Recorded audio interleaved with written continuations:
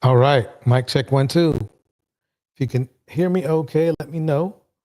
Um, another live in the mix. Like to welcome everyone to having a smooth and relaxing Saturday evening, and just want to kick a quick shout out to Malcolm Jamal Warner, and also I have the saddest feelings that he's gone now. There are some people that probably we would wish took his place, but that cannot always be what's going on. And what's funny to me is, as great as a guy as he is, he was a family man, and the omission he has from, I mean, it wasn't like everybody was wearing a Malcolm Jamal Warner shirt or something like that. They were more into other people. And I've noticed now that when it comes to our culture, we don't really not like nice guys. We don't like dudes who are just minding their own business. Shout out to Indiana Mom. It's good seeing you, Indiana Mom. And so I'm just going to play a couple of short clips, but I'm sure that everyone has, had time to grieve. So we're not going to spend a whole lot of time on him. Plus, of course, this is for, we have a different subject to go over tonight. Anyway, here we go. Yeah. In the moment. Malcolm was reportedly on vacation with his wife and 8-year-old daughter in Costa Rica and accidentally drowned when a rip current dragged him deeper into the ocean. The police report says onlookers at the beach tried to help, but Red Cross workers declared him lifeless and his body was sent to the morgue. His last public appearance, June 11th at SiriusXM Studios in New York. What did I do now? Malcolm was best known for playing Bill Cosby's son, Theo Huxtable, on all 8 seasons of The Cosby Show. And it's interesting how in today's world, they would deem the Huxtables and the male figures in the family as simps. Though this show was the pinnacle back in the day of being the show of what an African American family could be, should be, and at that time they probably thought would be. And there's sadness in the fact that basically the one wholesome guy passed away from a natural passing of drowning. But how many Huxtable channels are there out there in the Black community where they actually go over the model that, at least back then and at that time, was the model of the Black family that we wanted out? It appears we went a whole different way.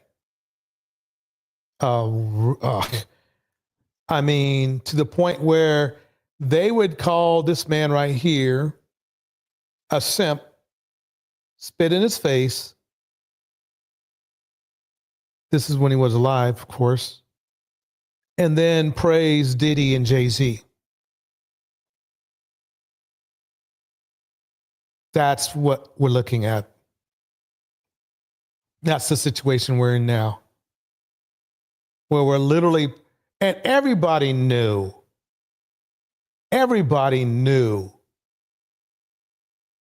what Jay-Z and Diddy were about. Everybody knew. Let's keep it going, though. Rest in peace, my man. Rest in peace. Along with Malcolm, we has Ozzy, Chuck Mangione, Michael Sumler, and Wayne Lewis. That's some, wow. Night Shift. You don't know the song, it's old school, don't worry about it. Let's get into something a little bit more positive. Here we go. Looking for a fast-charging, ultra-responsive style? No, I'm not looking for a fast-charging, ultra-responsive stylus. Let's get past that. On the screen, my man, Jaylen Hurts, married to the gorgeous bride Burroughs. Power couple to the hilt. Celebrity news, that's sure to make your day brighter. You might have seen it on social media or in the headlines, but let's dive deeper into what's got everyone talking about Jaylen Hurts' stunning Super Bowl win and his beautiful wife, Brianna "Bri" Burroughs. So, who is Bri Burroughs? Well, she's not just any ordinary spouse, she's a smart cookie with an impressive background. According to her LinkedIn profile, which, funnily enough, was recently deleted, Bri graduated from the University of Alabama in 2017 with a degree in Spanish and political science. Talk about a well-rounded individual. After that, she went on to earn an MBA from the Manderson Graduate School of Business in Alabama before landing a job as a senior client experience consultant at IBM. That's right. She's pretty. And the cool thing is this, is that basically, Jaylen, with a wife like this, Jaylen can focus on the field totally. This woman can handle every intellectual issue with, the marriage. I mean, she is super smart. I mean, along with that, she's going to be somebody's CEO soon. So that's going to just happen. But I'm bringing him up because how many times have you heard of these men online, other than in sports, talk about the character, the kindness, and the type of man Jaylen Hurts is? No, not much. Jay-Z, Diddy, that's who they're focused on. They're easier to, they're past. Jay-Z and Diddy's past is a little bit more grimy, a little bit more easy to reach in their minds. Let's move on.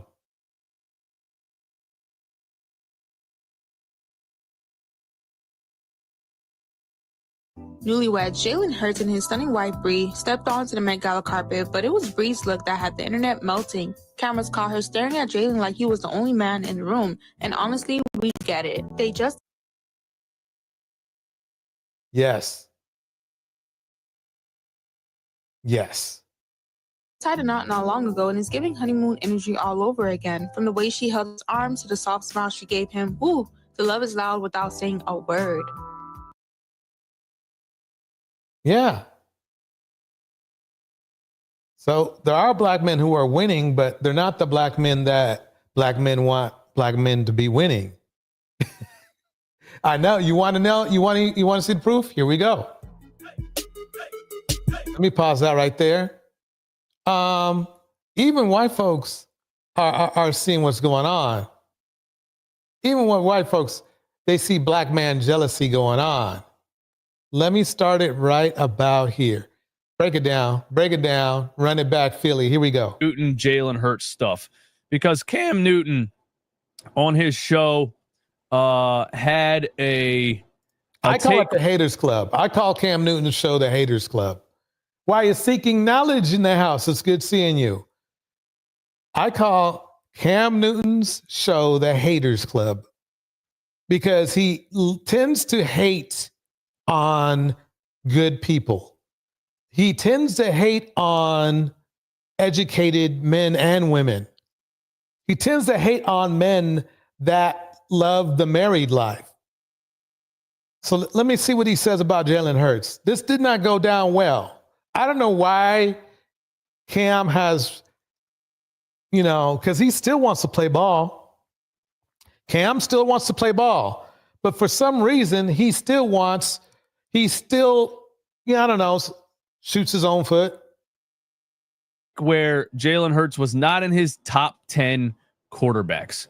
Jalen Hurts not in Cam's top 10 quarterbacks. And then yesterday, Cam Newton, got upset at the backlash from what the people were saying about his top 10 list. And so he said, basically, Jalen Hurts has a Super Bowl and I don't. He said, let me tell you everything that I have that Cam Newton doesn't. Or let me tell you everything that I have that Jalen Hurts doesn't have.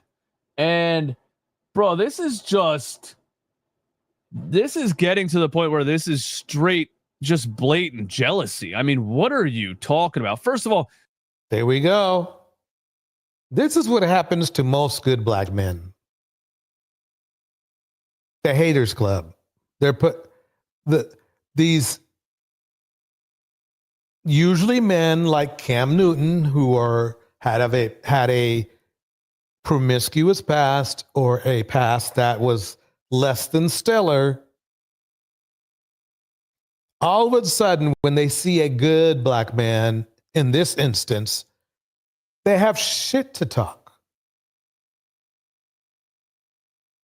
That's the weirdest thing I've ever seen. And it's the weirdest thing. And then everybody's like, "Ew, you should have chose better." But no, when they choose a Jalen Hurts, Jalen's a simp. Watch. The simp thing is going to be coming out soon.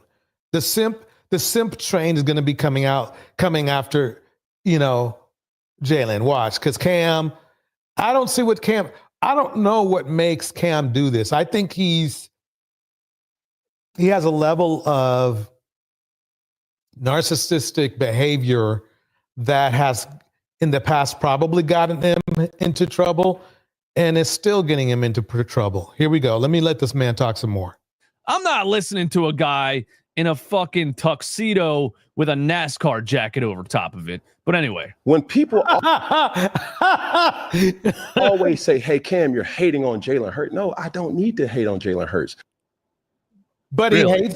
he hates on Jalen Hurts because the thing is this is one thing about narcissists is they always think they can mask their actions or their hate or their goal.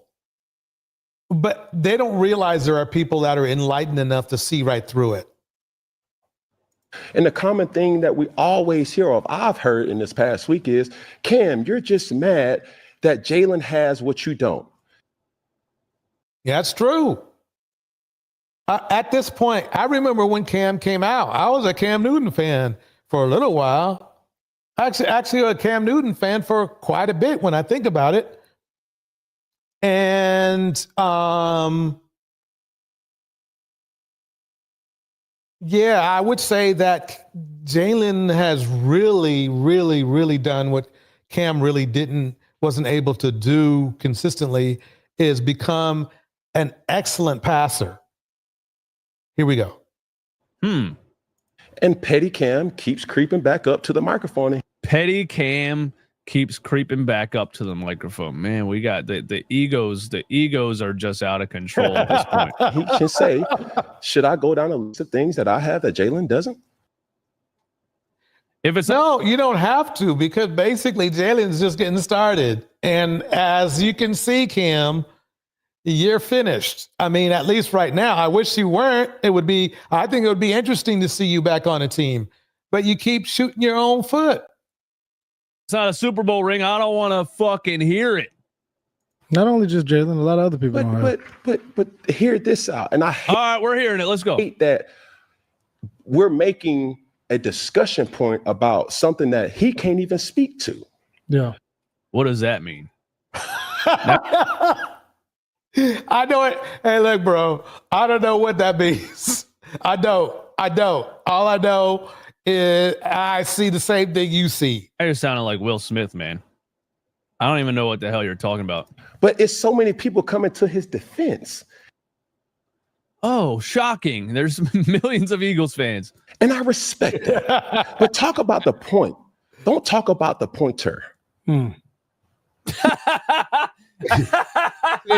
I tried to tell you, I tried to tell everyone a long time ago, okay, about Cam Newton, okay, that he basically has some psychological issues he needs to really work through, but he doesn't want to. I told you when he went in on that doctor. Did you know, remember when he had the doctor on there, the young lady on there? Did you know that almost 8 months later, he was still going after that woman and having other people flying monkeys going after him? That was crazy to me. Yo, this guy thinks he's a philosopher, bro. That was the dumbest shit, lamest shit I've ever heard, bro. That was like the interview where Will Smith is like, me and when I smacked Chris Rock, you know, it was brutal, you know, it was brutal, but it was beautiful. It was brutal. And the guy interviewed him was like, wow, that was lame as fuck. Don't ever say that again, bro. Talk about the point. Don't talk about the pointer. The pointer. Yeah. In the house, ghost up in here. And I respect that. Ghost says, we knew he had issues because of how he dresses. he you know something, Ghost, that is deep to me, really. And I tell you why. He seems to be like a man who is confused, right? And Ghost, you brought up a good point because he dresses like I feel he thinks. He doesn't dress clean. He dresses confusing. Like he'll mix in masculine elements with a feminine look, like you know, tight pants or something, you know, or he'll wear some warm-up pants or something, but it's confusing. Nothing really seems to string together when he wears his clothes. Keep talking. Bars. That's, yep, bars. Talk about the point. Don't talk about the pointer. That's the stupidest shit. And goes, look at his hair. It's the perfect peacock style, too. I've ever heard, man. The guy's like, This is the new age, bro. You get a microphone, and you have another guy sitting there fucking hyping you up like you just said the deepest shit anyone's ever heard. So anyway, instead of allowing, just letting Jaylen get his flowers, he wants to step on the flowers and then get in front of Jaylen. That's a look of,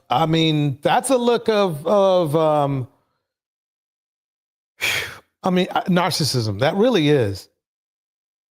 Let me move forward now. Because I'm stacking this now, because now we are going to get into one of the main aspects of tonight's show, which is the aspect of male loneliness. Let's get into it.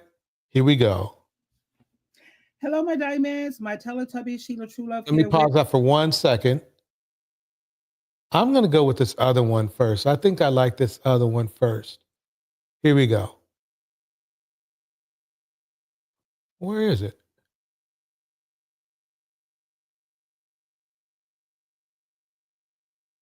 Give me 1 second.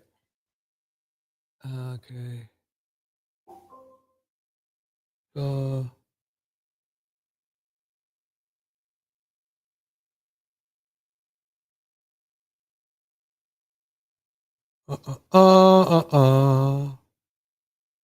I got it on here somewhere. Maybe I will just go with this other one for now. Yeah, here we go. Hello, my diamonds, my Teletubby, Sheila True Love here with you.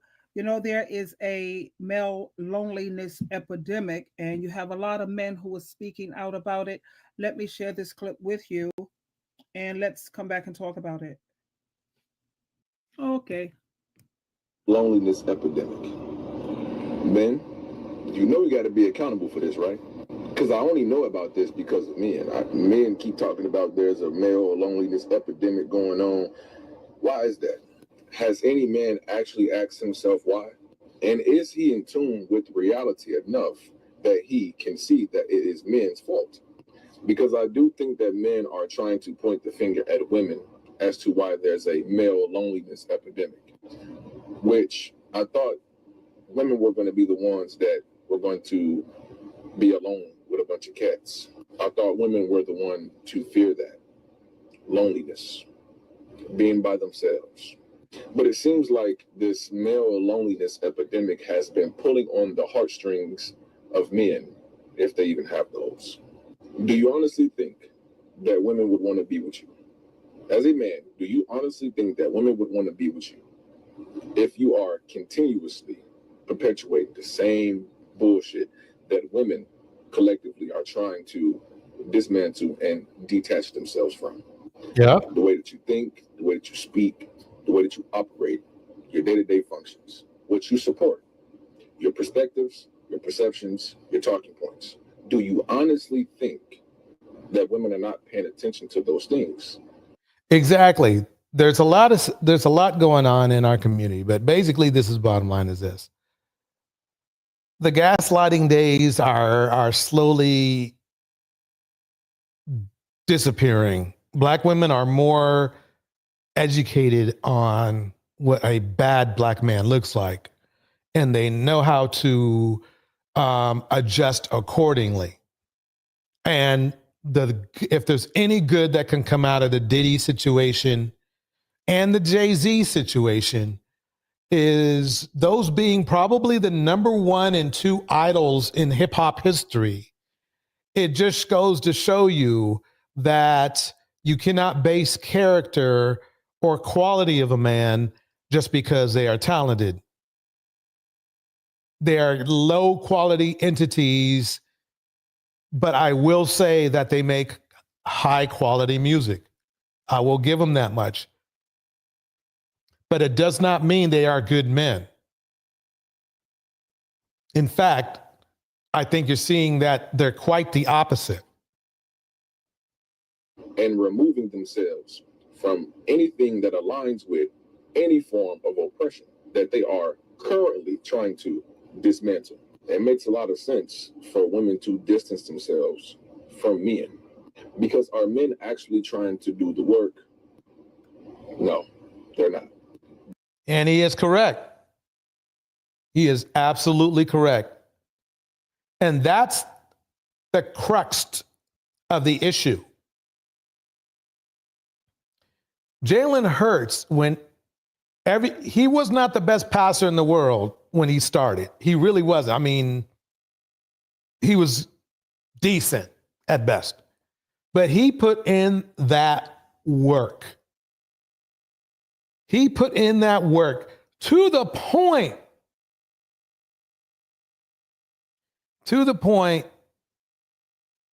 where he got in a Super Bowl, he whooped NFL's best quarterback ever in the butt.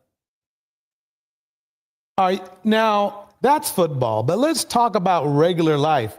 Are you guys really out there putting in the work? Or are you running online to one of these red pill shit shows and putting in the super chats? If you're putting in the work, you ain't got time for no super chatting at all. You really don't. Let me move on here. Don't tell me you're complaining about this male loneliness epidemic as you continue to contribute to it. Because you're Exactly. Your behavior will make you lonely. I've seen men that shouldn't have been lonely who still thought they were lonely. They were usually the same type of men that would cheat on their girlfriends or wives because they have a hole in their heart. The men have a hole in their heart they need to fill, and they think that somebody else is going to be the goal. You're not trying to be the better men. You're not trying to make the hard decision and say, you know what? Fuck the unhealed version of my ego. Fuck all of the unhealed trauma. Let me actually attack this shit. Fuck the misogyny. Fuck the patriarchy. Fuck all that shit. Let me just unpack this shit. Let me actually be better. Let me actually view women as people and human. Versus trying to exercise leverage, abuse women in ways like emotional, Exactly. Well said. mental, financial, physical, and so on and so forth. And if you're doing that, no wonder why your ass is lonely. No wonder why women don't want to be around you. They don't feel safe around you. Exactly. And if you remember in my last live stream, that was made quite clear. Help it either. You actually make it a lot worse. So we are at fault for this male loneliness epidemic, which I think that is some bullshit, because at the end of the day, with the behavior that men continue to exhibit on a day-to-day basis, it was going to happen this way. Male loneliness epidemic. Okay, bro, then go find your man. Because what are we doing here? Standing still and hoping she gets telepathic instructions from your forehead? They say it like it's a flex. I don't chase. Right, cool. You also don't text back, don't make plans, don't have a bed frame, and somehow still think she's going to fall in love with your personality? Right. Which really is just mistimed sarcasm and trauma in basketball shorts. Right? You don't chase women. But you'll DM a girl 5 stories in a row and comment on a picture she posted 8 months ago, hoping the other girls won't see it. You won't ask her out, but you'll repost a meme that says, if she wanted to, she would. You won't call her, but your phone's... That was funny, because I have literally heard dudes online say, oh yeah, she really wants me. She really wants me bad. They be saying all this stuff. And it's just like, dude, why would they? I mean, really? And it's what I've learned is that most men who talk too much are the ones who think of themselves the least. Don't get me wrong. They still have an overtone of conceit. But at the end of the day, they think that they really are just, of POS, Welcome, Bridget. Bridget's in the house.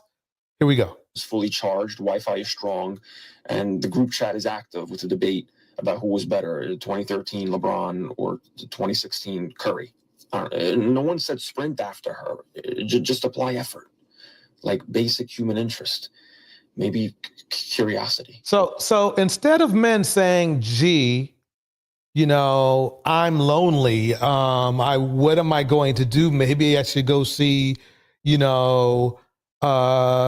somebody who can help me with these feelings of loneliness. Men don't say that. You know what they do?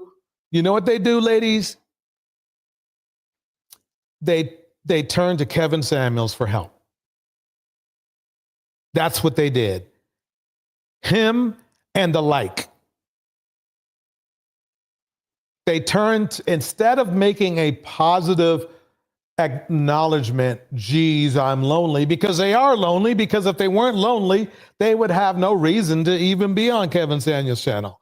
But they're lonely, so let's admit that first. Then the second thing is, instead of making a positive move and getting help, and made him rich, Bridget states perfectly.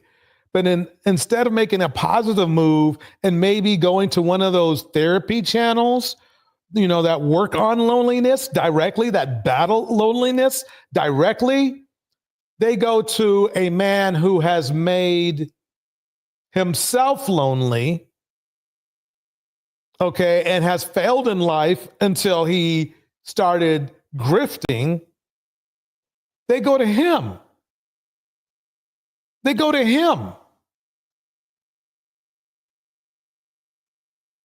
And the reason why I always mention him is because he's really the pinnacle. I mean, these guys were literally seeing Saint Samuels, Saint Kevin. Okay, no, I ain't even done yet. Godfather. They were calling him a father. a man, they didn't think he was Godfather when he was telling these guys how to dress. He became a Godfather when they were able to jerk off to his videos of him disrespecting specifically Black women. Half of which we were doing even better than Kevin. Remember the PhD? I'm a PhD. She was doing better than, is doing better than Kevin was doing. Why you are lonely, men, is because you, number one, don't acknowledge it. Number two, you don't seek out positive help. Talking smack about women is not going to solve your problem. You are lonely because you are the problem. Not because everybody else in the world is a problem. Because you are the problem. And all you have to do is not make yourself the problem. But that seems to be a problem. Do you see the problem? Let me keep going right here. Let me keep going. All right. Let's warm it up a little bit. Now everybody is going crazy over,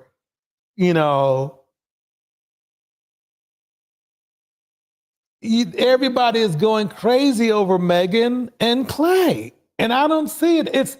It's like the with all this Diddy stuff going on, all this Nelly stuff going on, all this Jay-Z stuff going on, the only positive couple, noticeable couple that's out there, like is in the, hip hop culture. I mean, yes, we do have Jaylen, but we have Klay and Meghan.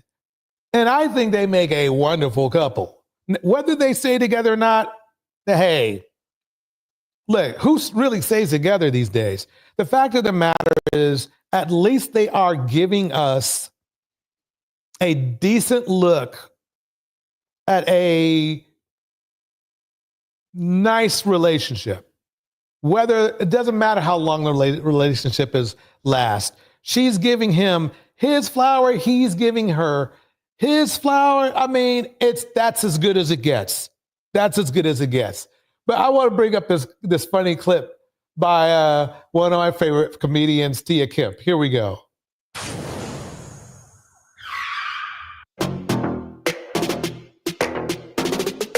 Tia Kemp gives Megan Thee Stallion advice after finding out she's dating Klay Thompson. And he wore these shorts just so you see. So he done went and got thigh tattoos on us. So I'ma just be gone. I know you lying. Right there? Bro. Oh, the baby doll. What does it say? Well, okay, this looks like this is Nelly. I don't know who that dude is. That's who she's roasting right now. Let me see here. This the baby or this the little baby? This little baby. Oh. Okay, here we go. Megan Thee Stallion. Megan Thee Stallion. Megan. Get your baby out of this one, okay? It's time to close them legs, girl. You've been hot girling for a minute. I ain't mad at you now. I'm not mad. We'll get you a baby out of this one here. You hear me? Get you a baby out of this one here. That's gonna be a beautiful. I mean, it's sad that she's not saying you should get that ring, girl. You should get that ring. But it's just so common in hip hop culture that the only thing that these men leave these women with is a baby. But, she is giving at least some, she knows Klay's even Tia knows Klay's a good guy. And I'm telling you, that's gonna be a any NBA player, cause you tall, he tall, he already out there dribbling balls.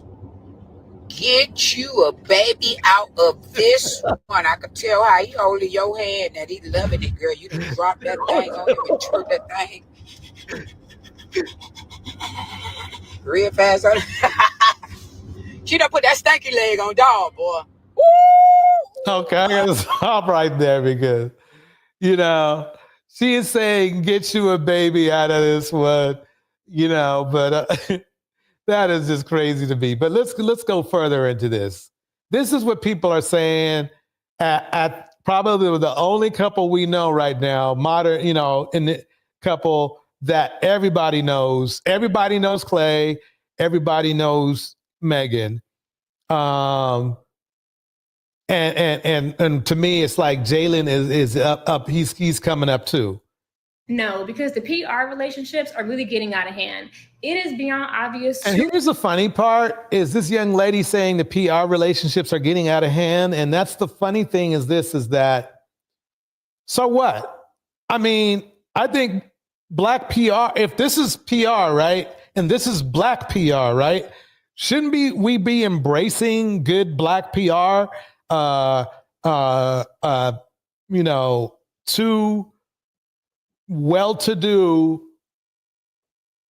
black people having a lovely relationship at the moment. That's about as good as it gets. What? You mean, what are we supposed to do? To me, that Bigfoot and that basketball player are PR. I'm going to go down the rabbit hole, but I got to keep it cute because TikTok is strict. Okay, first of all, the fact that she went all off on Megan for being a victim is really weird, but let's keep it going. From the top, it seems like Bigfoot's management company is using her as a pawn, kind of like how somebody over there uses their wife as leverage. Notice how she really doesn't know what she's talking about, but just making it up. So she's kind of like one of those, mammish BMW black male identified women, because obviously she's still salty over the fact that Megan sent a criminal to prison, and the guy was a criminal. If anybody has anything to do, if anybody has any time, go ahead and read the main reason why what's his name is in prison after shooting Megan in the foot. It wasn't just Megan. Dude had a million chances. There shouldn't have been a gun in the car at all. That's why he's in prison right now, is he shouldn't have had one at all. And then he would shoot a woman in the foot. They were like, oh, hell no, bye. No. That's what happened. But let's dig deeper now. Let's dig deeper. Let me pause this for a minute. The point first of all, this is why they're mad at Megan, because Megan divested. Megan divested. You heard me say it. I'll say it one more time. Megan divested. Yes, Klay may, to a lot of people, be called or identifies as black. But if you were to see how Klay carries himself, he doesn't carry himself like other black men do. Let me play a little bit of this.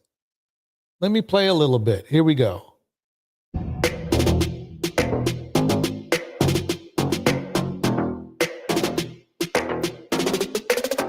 Klay Thompson takes girlfriend Megan Thee Stallion on a golfing date. Okay, so today my man want to take me to play golf, and I'm gonna let him pick. And the cute thing about it, she says, and my man, she's like, my man. She is like, right now, Megan is in heaven.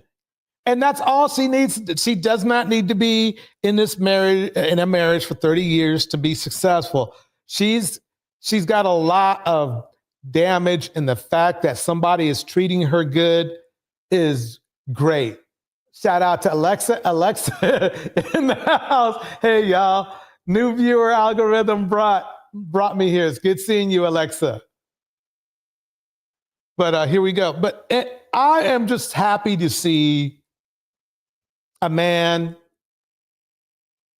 treat a woman with class and respect. Shout out to Tevin as well. And Tev's one of those people who doesn't think that Tory shot Meg. To me, really, quite honestly, Tevin, though, it doesn't matter. He had a gun. They say Kelsey shot her. We can go back and forth, but bottom line is that's what I was trying to say before, Tev, is that it doesn't really matter. Dude was going to go to prison because they told him not to brandish a weapon, and he did. That's basically what went down. Pick my outfit. Yes, Alexa, you're right. I really want Megan to pull and Eve, divest, and never speak to black people again. And basically, I think Alexa, I really truly think she's on her way, because if you were to listen and talk with Klay, he would really remind you a lot of that Caucasian R&B singer. What was his name? John B. Klay, yeah, and Klay is at the very least, officially mixed. Eden, Adele in the house. Eden, it's good to see you. Here we go. Action? Yes. Okay, a cute pink skirt. Okay. Now, wait, let me pause this for a minute, because I thought this was really cool. You know how men always complain about women dressing and you shouldn't wear that. He said, F that. You know what I'll do? Instead of talking all that shit, why don't I go out and get her something cute for her to wear? So let's check it out. Action? Yes. Okay, a cute pink skirt. Okay. I really like this color. Okay. And we got a nice, I don't know what this is, a purple. Lavender, babe. Lavender. Yeah. This could be a good one, I think. Okay. Is that the set? It could be. Okay. There's no rule. Another black mini skirt. Oh, I like the black. You like the black? Yeah. Okay. This was the. I mean, this, you have to admit, this is really cool here. He actually went out and bought these things for her, He bought these things for her. He was because she never went golfing before.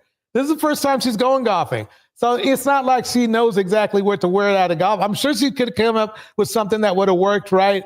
But he's working it. Well, let's check this out. Finest stuff. Okay. And then we just got a generic white, just white and black, like an Oreo. Oh, I feel like we working with something, babe. With the black and the white. Yeah. Mm-hmm. That's cute, baby. Nice size. Everybody likes it. This one is You got all the sizes? Yeah, this one's a medium. Thanks, baby. I mean, do you hear his speech patterns? He doesn't sing. I mean, you could not, if you close your eyes, you could not tell if Klay was a black person or a Caucasian person. You just couldn't. And he's kind of living in his own divested world. He's not trying to be, hip hopped out or anything like that. Let's keep it going. Baby, where we going? We're going to a 9-hole golf course, and we're going to have the time of our lives. Yeah. Fit to match the hat. Baby, why are you so cute? Thank you. Thank you. Okay, so we got me out here. You picked my outfit. Yeah. I didn't get it tailored or nothing. Nothing. It fits. It's a little long. Why are you dropping me so crazy? Ah! Play. Sorry, baby. Take me right. No, I'm gonna take you over here. I feel like I've been through the jungle. Oh, yeah. Right, my bangs. I mean, she is having the time of her life.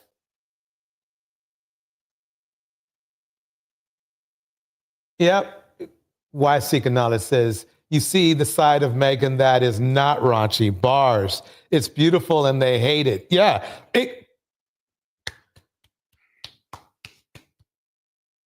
Exactly that. They can't, it's not that, it bothers them that she's not being the typical difficult woman that they thought she was. That's the thing. That's the thing. Ghost says this, I just thought he was a decent black dude. No need to try to fit into the ghetto stereotypes for cred. Bars, exactly. Just enjoy your life and make sure the person you are with is happy too. Bars, bars. Indiana Mom, women are now hip to the fact that game is code for manipulation and lies. Bars. They're not dumb. Exactly. And not falling for the BS anymore. Bars. I always find a good bench with a good shade. Yeah. It's fishies, baby. Where? Right here. Hello, guys. You picked it. You think it's cute? Mm-hmm. You got the cute shoes on. Oh, the shirt. I did well. And they can't say nothing because he chose this outfit. He chose the outfit. See, hey, you know something? She looks cute. She really does. Be sure to like, comment, and subscribe. Oh my God. Ah!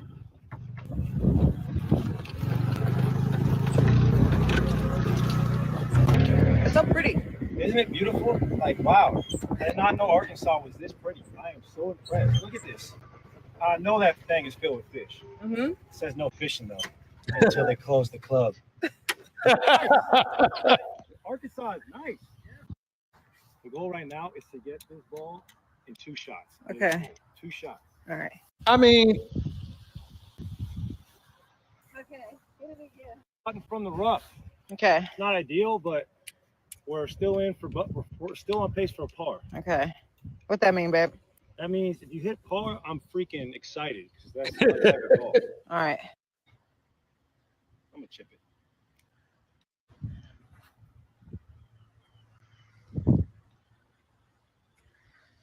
Put it right next to the hole. Think hula hoop. Okay. On the hole. Okay. Just get her inside of that. Yep. he's all teaching her how. That's so cute. He's teaching her how to play, golf and everything. I mean, that's a lot of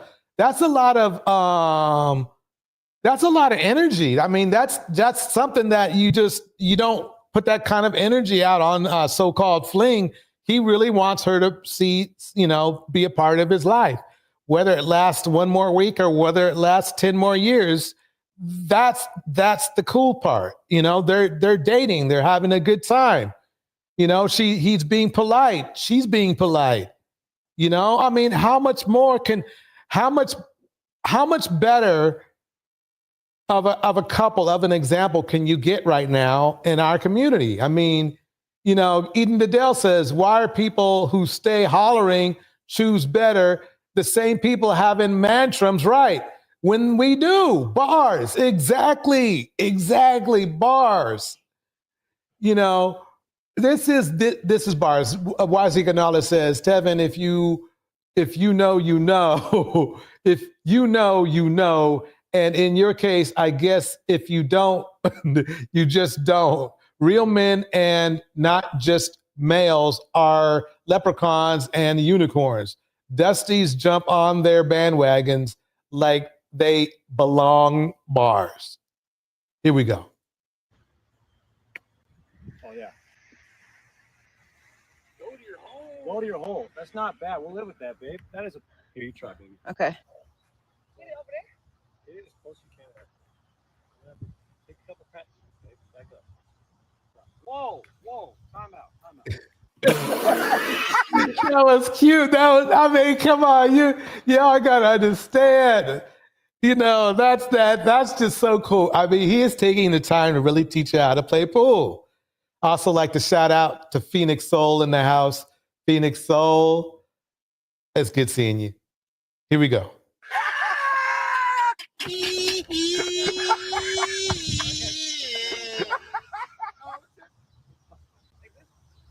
that leaf right there? Imagine hitting it right by that leaf. Oh my God. No? All shoulders. Keep your knees quiet. Keep my knees quiet. Yeah, keep those still. Okay. There you go. Just No, like that. sorry, my knees quiet. Yeah. Just like that. You can do the rest of that too. And yeah, scoot a little closer to the ball. There you go. Ready? No. No. Like this. Oh, it's not bad. It's a little short, but that's okay. It's on the right line. Oh yeah, it's not a baby. See, You gotta battle the see, instead of him going, B, can't you hit a dang ball? He is showing patience and kindness to her. He's like, okay, I know that this is the first time she's been golfing. So, you know, this is really. You got me out here doing this. It's gonna be a lifelong game. There you go. Babe, do the same thing. That was really good. Do the same thing, but put it that way. Oh, wait, he's not talking negatively about her?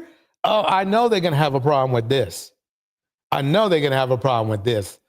Let me keep going here. Let me keep going. What's up, y'all? It's your girl, Megan Say, I get a hot girl coach, and I have been working out with my man. Okay, so first of all, we went to the gym and we was doing these things that his trainer had put us through. He said, lift this shit up. I really think that he thought that I could not do it, but I was very much so keeping up. So then we had to do these goddamn Russian twist ball thingamajigs, and I don't really like how he was throwing the ball to me because I feel like he was plotting on my downfall, wanting me to miss. Yo, I was what? She was better than me. Oh, okay. But my man came behind me and he had to start spot. She was a little heavy. I said, oh my God, Klay, come help me. Okay, so this, I can attest to that. now this right here, I'm not really sure if I needed. Okay, I don't think. You. Okay, babe, I don't think I needed that much assistance, but I think that was his favorite part of the workout. Oh, this is cool. So then the next day we had came through and I had put him through an ab workout. Oof. And I don't really think that he liked that too much. Oof, it was hard, Yeah, babe. this was the grinder. You right see here. how he This passed one out a put me little through bit? The ringer, baby. This was tough. I mean, that was cool. That was cool. So they work out together, right? I mean, they're doing stuff that people in a relationship do. So I don't see the problem. I really don't see a problem. Ghost, who's tall herself, says tall dudes need to stop ignoring tall women. Might be missing your blessing. Yeah, that's absolutely. Absolutely. I have no doubt. You know, I think back to my a couple relationships I had some of my best relationships with women that were actually taller than me. So I can't argue that. I cannot argue that. But it's so funny how tall he is, though. He makes her look short. That's crazy to me. Let me see if I can find my favorite one now. Let's see if this Klay Thompson has been taking this relationship with Megan Thee Stallion a bit too far. And in this video, something really interesting happened that probably shouldn't have happened on camera.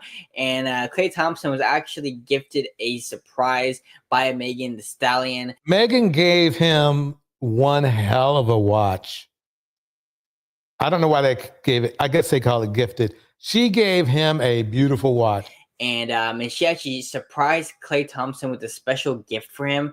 But Klay Thompson has been absolutely acting a little bit different around Megan Thee Stallion. Just watch this full video. Megan right here.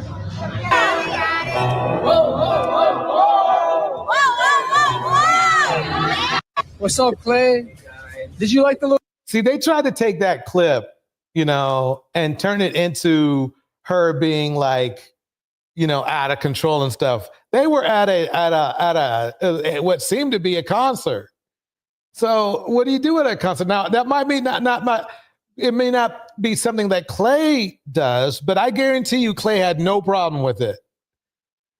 Eden Adele says they're adorable and Black women aren't allowed to keep aggravating the aggravated, Megan. Exactly. Bars. Boo boos, Megan? I know you did. Yo, Klay, shoot, right? I hope you win another ring, Klay. You're a great player, man. I'm just saying, you take photos of people. You a nice guy. Hope you get one more than Steph or something. I don't know. Evening has just begun too. It's just a little past 8. Oh boy, we got a night ahead of us. So just play this one thing right there. Fire. That's a good watch too. Thank you, brother. Sheesh. Megan got gifted me this. Word? Yeah. What a sweet lady. Sheesh. Megan got gifted. He called her a sweet lady. Let me play that again. It seems so simple and mundane, but it really means a lot. Yeah. What a sweet lady. Sheesh. Megan got gifted me this. Word? Yeah. What a sweet lady. We met and it was That how many women out there in our community get called a sweet lady? By the way, they made us remember that jam back in the day, sweet lady, na na na na na na na. So that was an extreme compliment. That's what I'm saying. Here we go. it was such a meet cute. It was like a fucking movie. I won't tell you how, and I won't tell you when, but it was a movie. That he's the nicest person I ever met in my life. How does it feel to be here and to support Megan tonight? Well, it feels incredible because Megan's such a special person and she inspires so many around the world. I've seen it firsthand, and this is just another incredible feat of hers to be able to give back, create a foundation, and raise a ton of money for those in need. And I'm honored to be here by her side. What's wrong with that? What's wrong with that? What is wrong with that? I mean, they both give each other props. They both give other gifts. They both give each other love. They both give each other kisses. I mean, what more of a role models do we need? I mean, this is what we're looking for. This is what we want. I know I would have loved to meet Holly. Newly single, fully glowing, and suddenly booed up with British. But we're not done yet. We're not done yet. We are not done yet. They're trying to get on Tiana as well. Remember Tiana Taylor? You know, who did date a basketball player, just the wrong one? Actor Aaron Pierre. But here's the question everyone's whispering. Is this real love? Or is sis playing chess while the world watches checkers? Because baby. Why does it seem like, I don't know about you, but it seems like every time a black woman is in a good relationship, nobody can stand it. Nobody can stand it. Nobody. Remember what they thought? Maybe the timing? I mean, it's just what it is. It's too good to be true. I mean, look, Tiana Taylor is no slouch. She is no slouch, but they still think that, oh, wow, this dude right here, you know, he's too good for her because they don't like her. They don't like her. But you know who they like? You know who they had no problem with? Let's see where we're at here. This dude right here. This dude right here. They have no problem with this dude. Okay. Believe it, there is a small group of people who are saying, you know, I think she could have done better than Nelly, you know. But for the most part, they had no smoke for Nelly because Nelly is part of their crew. Nelly is a part of their crew. He's a little bit more dirty, dusty, grimy. He get to have a nice lady. This is back in the day when he was in one of his fiascos. You know, he gets on that Chris Brown shit too, where they be doing stuff to women. You know, it gets dropped here and there, whatever. Nelly ain't much different. Ain't much different at all. But I want to show you what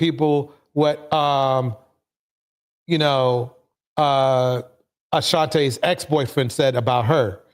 And you will be shocked. Here we go. You dated women that's gonna have kids too, right? What you talking about, nigga? Don't be. I mean, because my notes just said that you used to date Ashanti. But I mean, there were photos. You made it seem like a nigga. What? I'm like, what the fuck you heard? Nigga? No, I'm I about didn't to say have you a have a baby kid. on the I'm way. like, Yeah, nigga, hold up. Hey, What? now that has happened though with other people, where I knew before they knew Nick Cannon. Yeah, I found out. Bars. Just about what Klay said before. Eden Adele states, a sweet lady, not a B or a 304, a sweet lady. That's not allowed either. That why folk that will never even share her zip code got so much negative, ish to say. Bars. Baby number 12. Yeah. Oh, shit. Yeah. Shout out Nick Cannon. That nigga getting busy.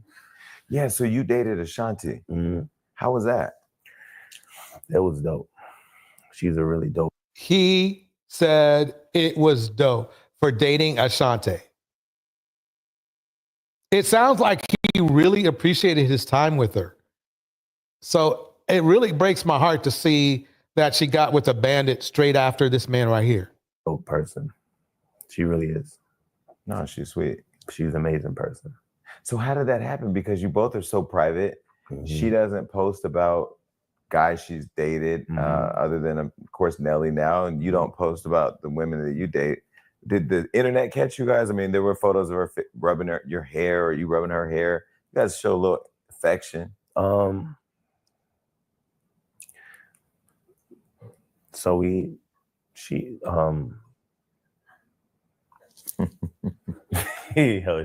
because you never talked about it. Nah, I don't talk. You know what it is? I'm a private nigga. I don't really talk about it. But what I will say. Now, he is a rapper, but I believe he makes more conscious rap, as they say. I've never really listened to any of his music, but I will check it out. Is that she's an amazing person, and I'm super happy for her. I mean, she's about to have a baby, and I think he sincerely means this. I really do. I'm just excited. I know how much she wanted to be a mom. So, how'd you know? I mean, we had those conversations for sure, you know. And it's like, I wasn't at a place in my life where I wanted that. You know what I mean? At that time. You want to know something? I will say this, and I'm not trying to act like a mind reader, but I think he's really choked up right now, and I think that's why she moved on, maybe because she wanted to. Remember now, Ashanti was in her late 30s, early 40s. So it's time for her to have a child. So unfortunately, she just took the wrong turn in the road. I understand what he's saying. He's saying he wasn't ready for a child, but yeah. So let me. That, you know what I mean? At that time, you guys talked about having a baby together. We talked about a lot of shit, bro. Like we was, you know what I mean? So that was your girl. Were you in love with her? Yeah, I would say I love her. I sincerely believe him. I really do. I think he loves Ashanti more. Well, quite honestly, I don't think Nelly can love anyone, but he definitely loves Ashanti more and shows Ashanti more respect than what Nelly showed, the lack of respect Nelly has shown Ashanti. If anybody should be talking about a relationship that's going to end soon, it would be Ashanti and Nelly, and not Megan and Klay. That's my opinion. Let me keep this going.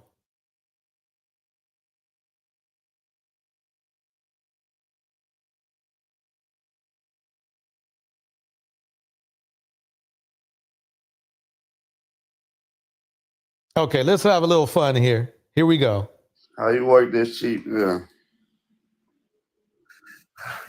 Ooh, what's happening? Can you see me? No.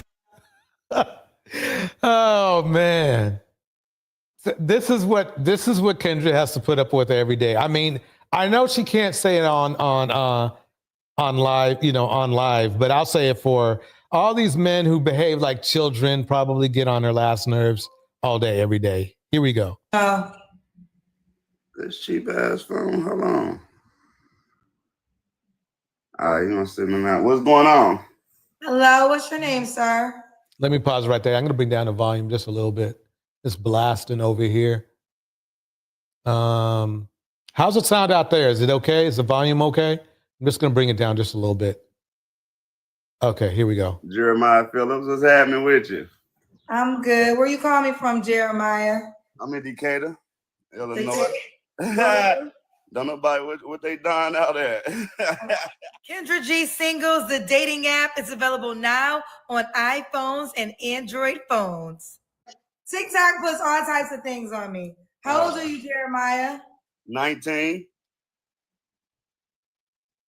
No, not how old was you 19 years ago. How old are you today? Come again?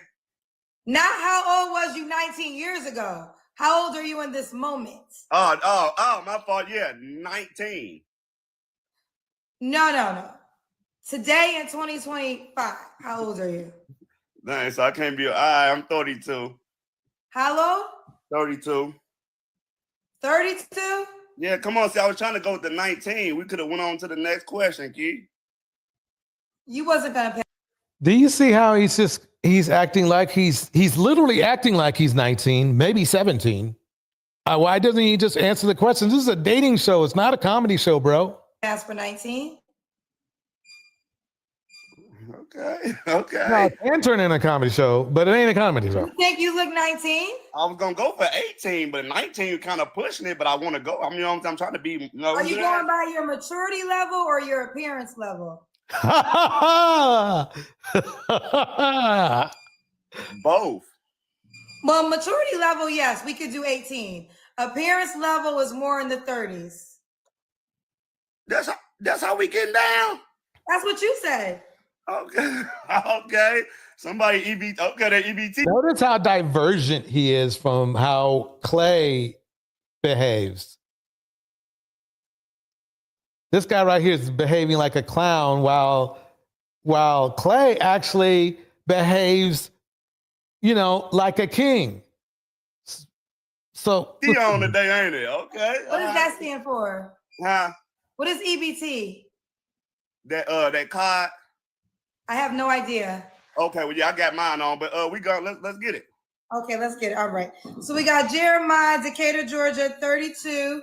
Do you have any kids? Yeah. How many kids do you have? I'm like possibly. I think like 3 or 4 of them around here. You don't.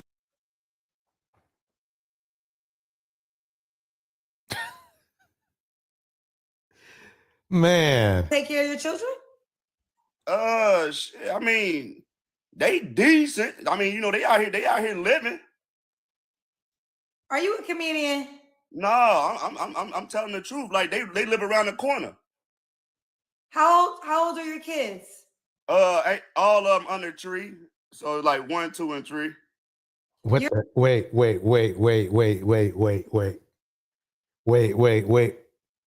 He's got 3 kids, all under 3.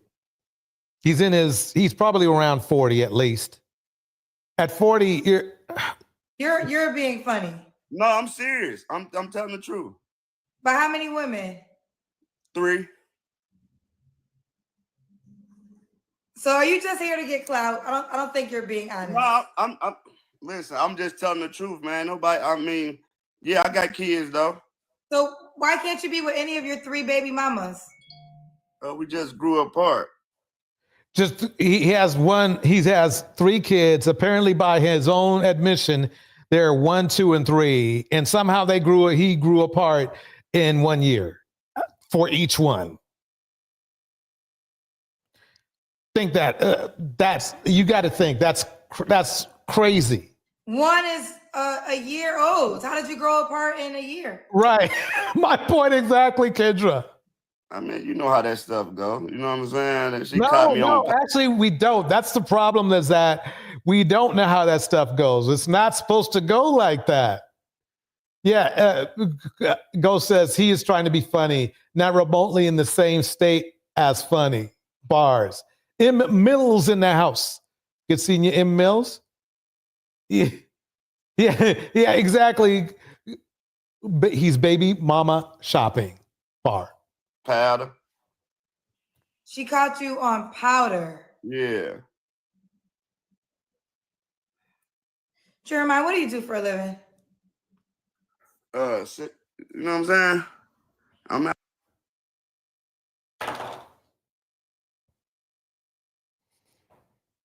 I'm telling you. I am telling you. I mean, this is like the polar opposite.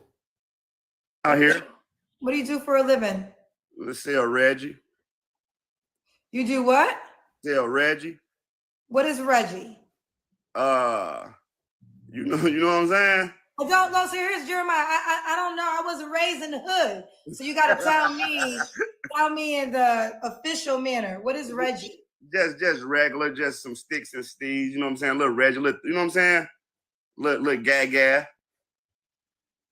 Do you smell? He sells drugs. Prescriptions that aren't prescriptions. That's what he sells. You sell weed? Yeah. Don't say it on here though. I gotta look. Weed is illegal. You don't have to illegally sell weed anymore. It's actually a legal drug. Well, that's what I do, ain't it? What kind of woman are you looking for, Jeremiah? I mean, you know, it's just something decent, you know what I'm saying? Something that, you know what I'm saying, no dumpster juice, you know what I'm saying? Help me sack up this little Reggie when I'm tired and stuff, you know, stuff like that. What are your What a great role model this man is. Here we go. deal breakers? Not doing none of that. So stealing some of my Reggie, you know how women be doing, drinking up my little Saveca and stuff like that. I ain't playing none of that shit. Should she look a certain way? Nah, she cool. I mean, I ain't just adorable. I ain't gonna make the cover of GQ myself. So she can. Indiana Mom says, well, the Phoenix Soul says, what the fuck? Indiana Mom says, he lives in his dad's basement. I don't know. I think it looks more like probably his mom's basement, to be honest with you. They're just the coloring in the back. She can be, she can be all right. You feel? Should she make a certain amount of money? Well, shoot, you know me, I make a lot a year. I ain't gonna hold you. I make probably about 10K a year doing this, selling them Reggie and stuff. So she got at least make 12K. Like she make over. Okay, he must be joking. That we probably get married. You live in Decatur, Georgia, and you make $10,000. That's not even $1,000 a month. Well, that might be in it. You know what I'm saying? I know how to manage that. You know what I'm saying? I ain't taking care of them kids and stuff. They out here doing their own. I make that look. And I'll be shopping off of Tamu too. Tamu and Shanquarians. I know how to live. You're a comedian. I think he's also not. I think he's also not exactly 100% straight either. But I digress. Phoenix Soul, a middle-aged man talking about selling weed as a profession is diabolical. Bars. Nah. Well, we're praying that this is a made-up story and not your real life. Well, judge not thee, and thee not judge thy. Well, why would you want to be proudly a man that has 3 kids by 3 women that he doesn't take care of? Why would you want that to be a proud thing for people to look at you as a black man on the internet to feel? Well, you know. Bars, Kendra. I'm glad.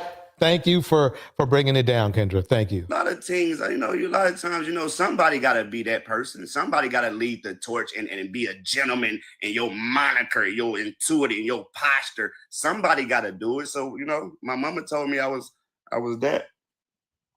Jay, we were just thinking that too. We think it's on the troll, but hey, he's putting it out there. Oh, look, TikTok said your live contains themes that may be uncomfortable and has been restricted. Reason, regulated goods. They're saying, do you get banned alive from TikTok? TikTok gave me a message. Remove Jeremiah Phillips. Jeremiah Phillips live contains themes that may be found uncomfortable. If they remain in your live will be unavailable to some audiences. TikTok is telling me to kick you out. Wow. Oh, man. I mean, TikTok don't play no more. TikTok don't play. Oh, TikTok said you're live. TikTok said Jeremiah Phillips live content contains themes that Jeremiah Phillips live contains themes that some may find uncomfortable. If they remain in your live will be unavailable to some audiences. So you gotta go. You can't ban me from TikTok. Oh, Kendra ain't playing with her, buddy. What in the world? TikTok? I don't know who works at TikTok in the back of the room, child, but they be watching Kendra G singles. I mean, man, they don't play. TikTok don't play. Let me drop the link just in case somebody wants to come up. TikTok does not play. So, I mean, we can see the stark difference between him and Klay. Klay's classy. He's stoic in a good way. He's classy. He's kind. He doesn't mind letting Megan shine. Meanwhile, this dude here is just a straight clown. And then probably if TikTok is following you to the point, like if that they follow the people that are on your show, they don't play. Thank heavens for TikTok. Yep. Let's keep it going. Let's keep it going. I may or may not be driving. Hey, if you're driving, definitely focus on that. Focus on that. So I'm going to skip Shannon because I'm going to put him on a probably Shannon Sharpe's antics are starting to creep up into the crime zone. So I might have to put him on when I do some crime footage.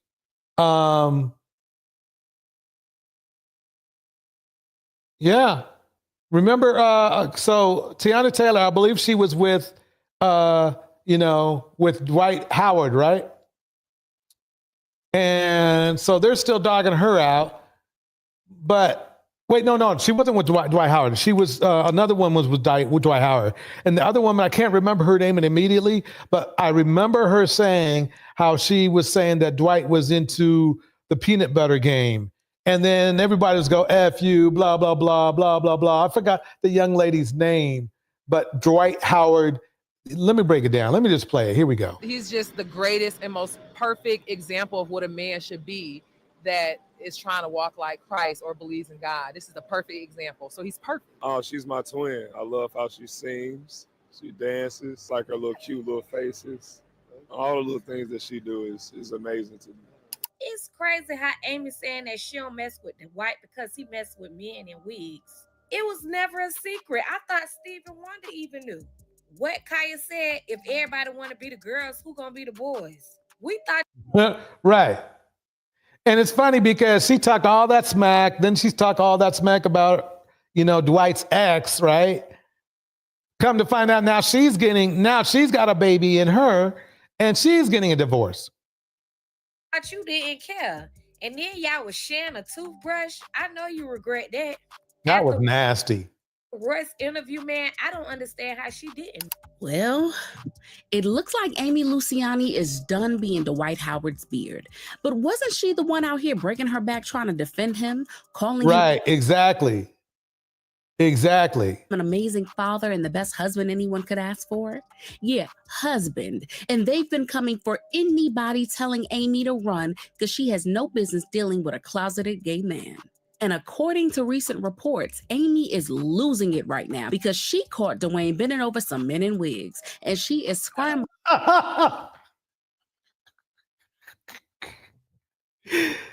Oh, man. Shout out to Fibby in the house.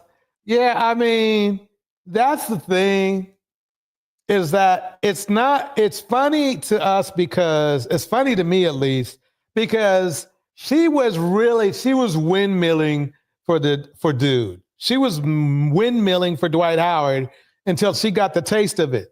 And that's the funny thing. It's like for some reason, everybody thinks, oh yeah, he ain't gonna do that to me, or he didn't do it at all. And then all of a sudden, what happens? Boom, this. Here we go. To cover it up because the last thing she wants is people laughing at her saying, I told you so. Royce Reed been told y'all that old boy was go both ways. She been told us all the stuff he was doing back in the day when they were dating. So now that Amy Luciana is saying his he supposedly she found him with some dudes with wigs on. Now we want to start believing the whole thing.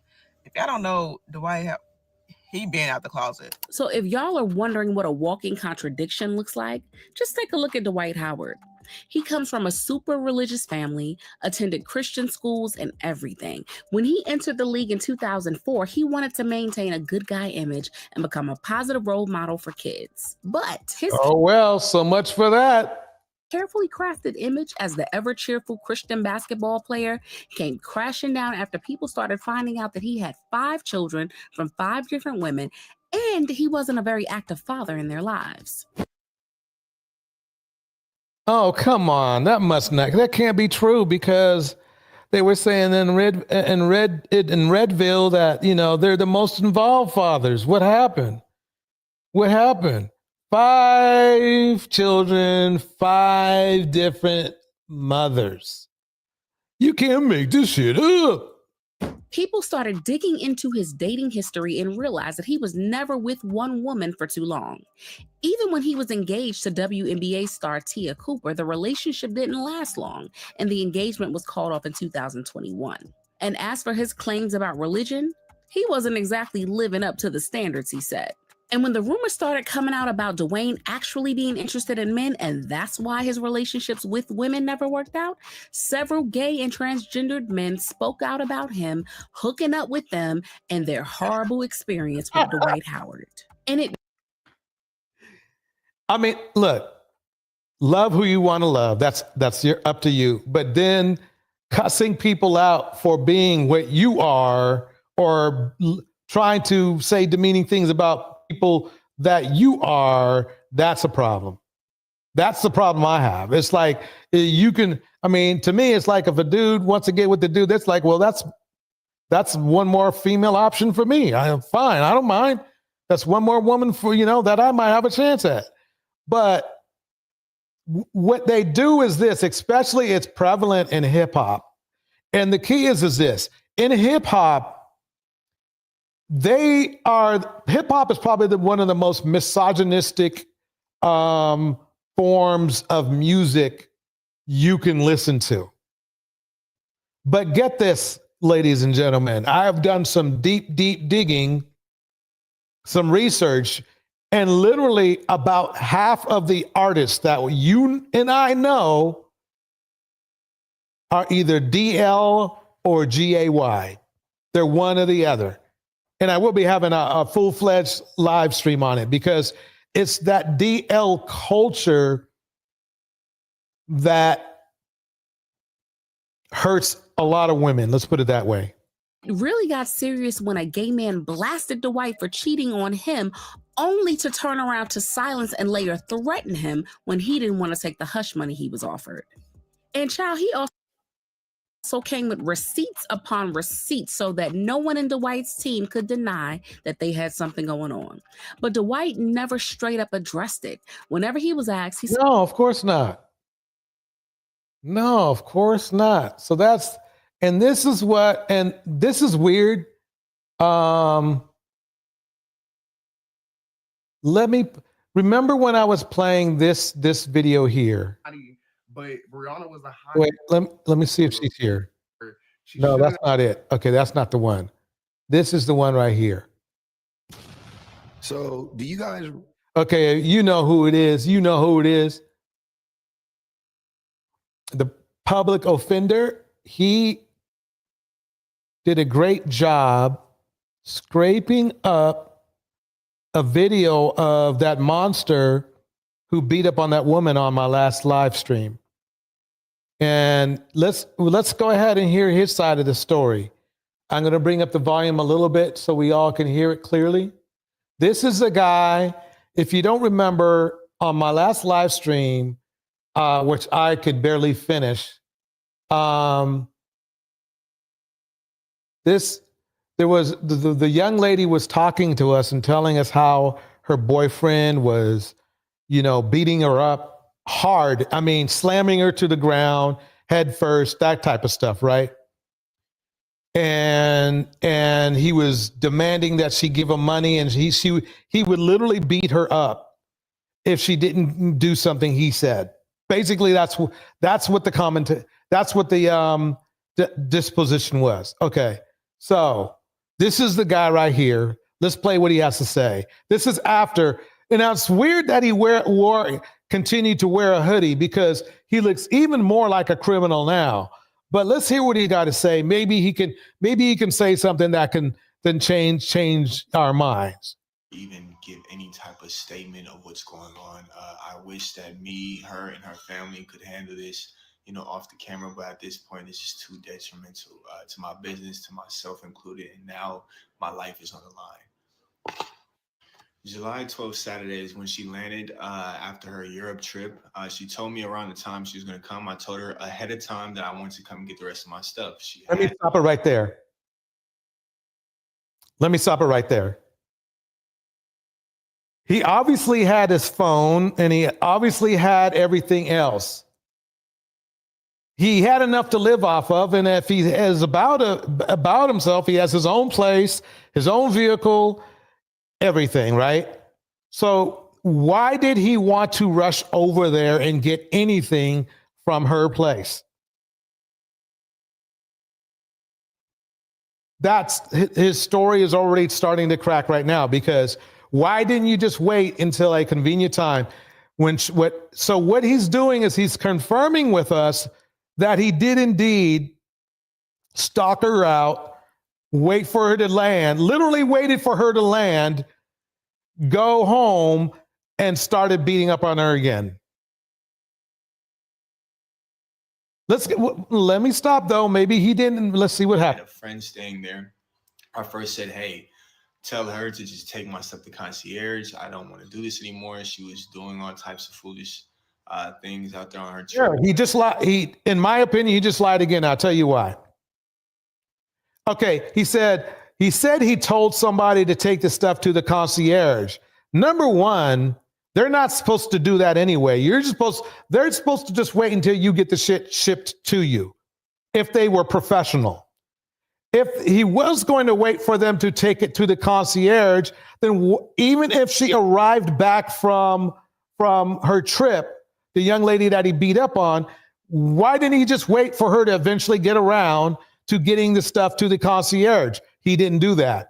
He is making an excuse of the little bit of property he had over there to go over there and assault her. And believe it or not, this happens a lot.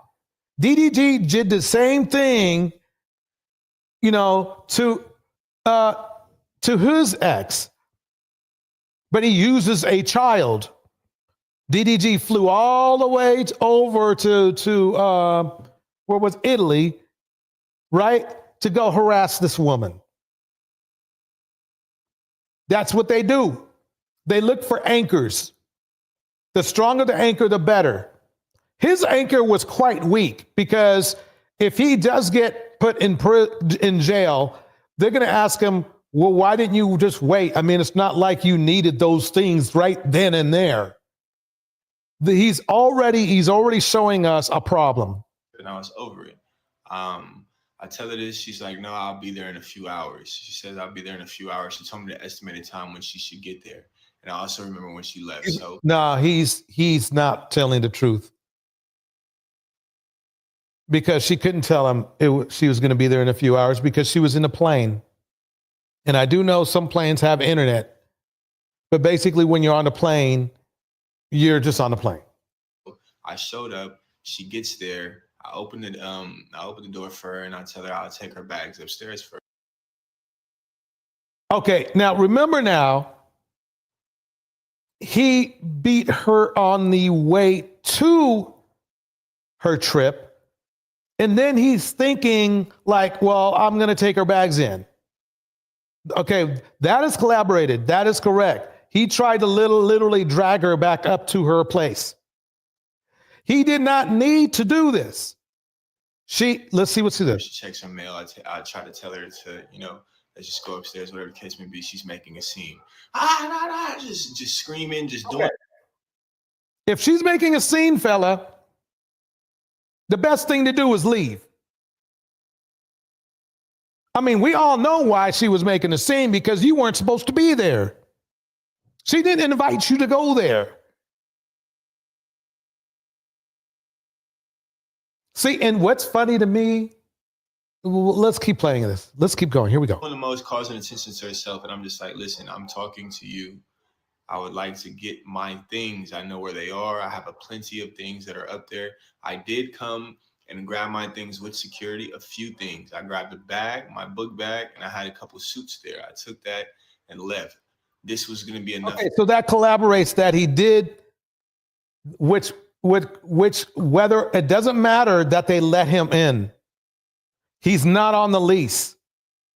That was trespassing.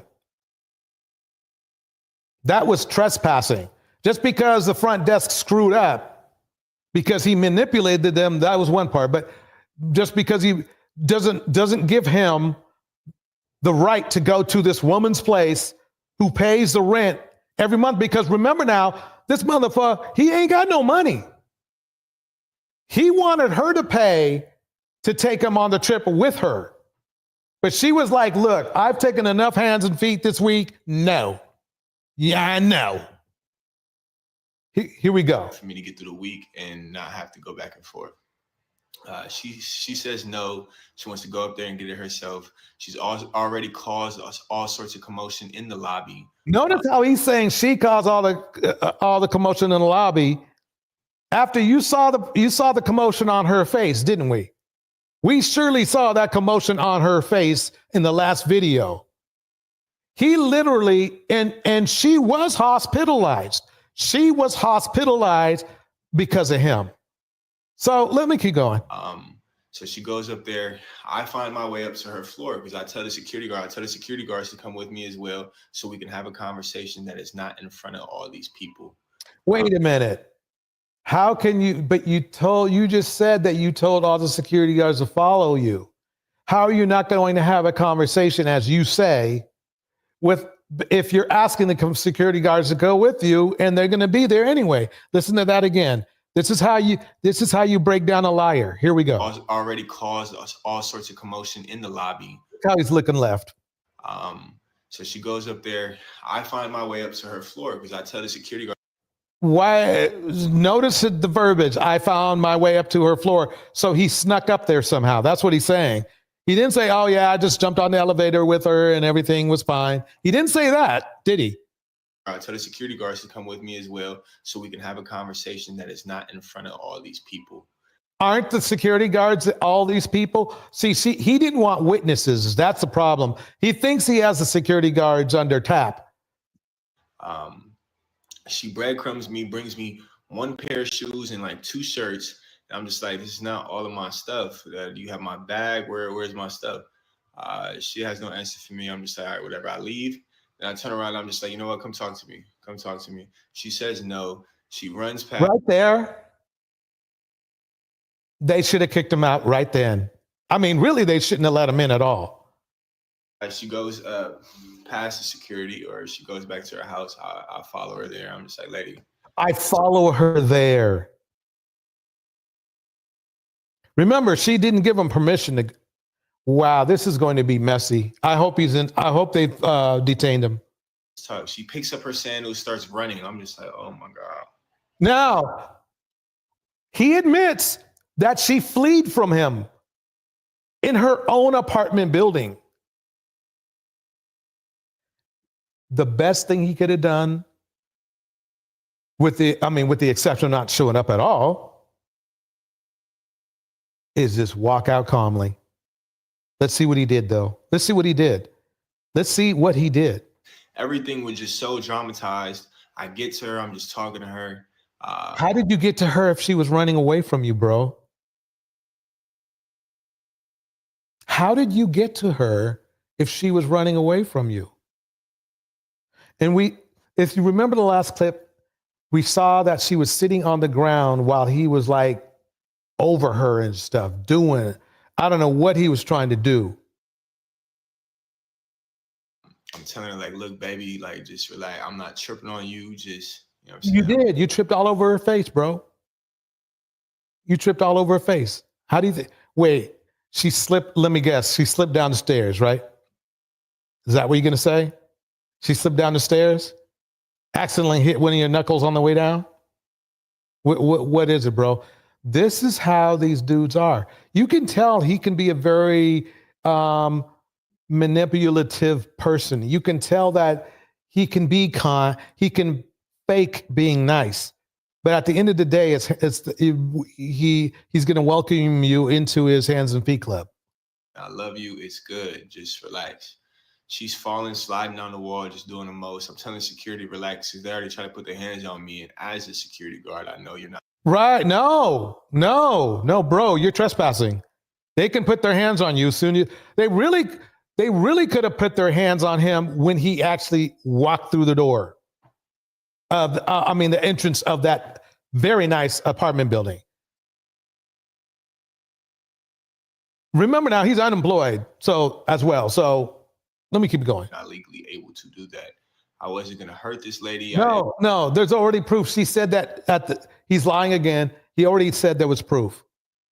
I mean, there already is proof. This is how they roll. He really feels he's getting away with this. He really does. It's not what's going on. She's sliding down the wall. What's not going on? Because where did she get those bruises from? Where did she get the bruises from, bro? Where did she get the bruises from?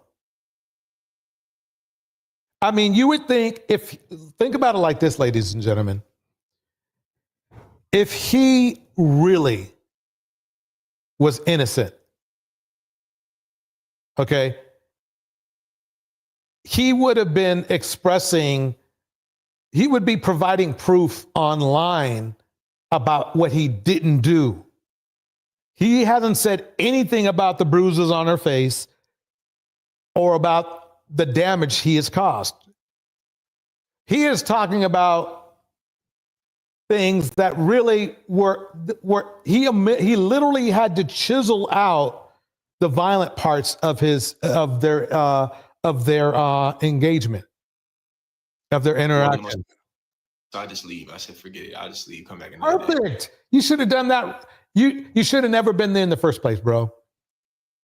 You could have said, hey, just mail me my stuff. Mail me my stuff. Or at the very least, at the very kindest, maybe she could have took it down to the concierge in a box. The last thing you want to do is, after putting hands and feet on somebody, is to try to interact with them again, because that shows even more intent. I leave. I do leave with a prior girlfriend of mine. She picks me up. We go to get something to eat. And because he doesn't have any money, and I assume he doesn't have a car either.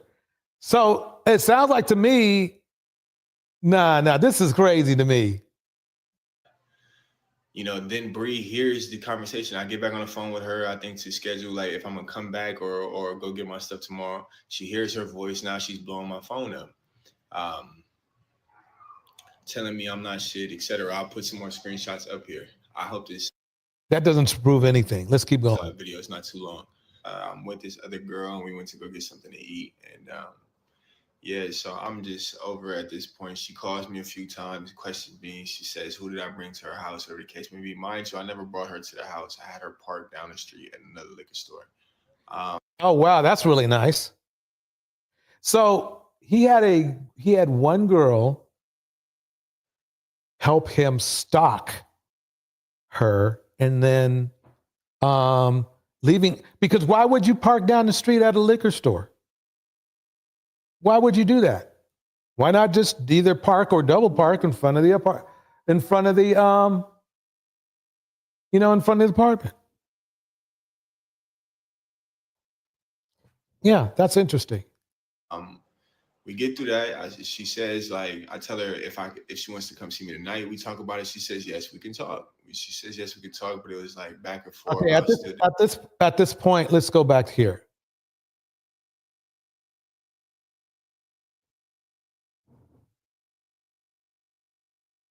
I can't see it right now. Let's see if I can get it bigger.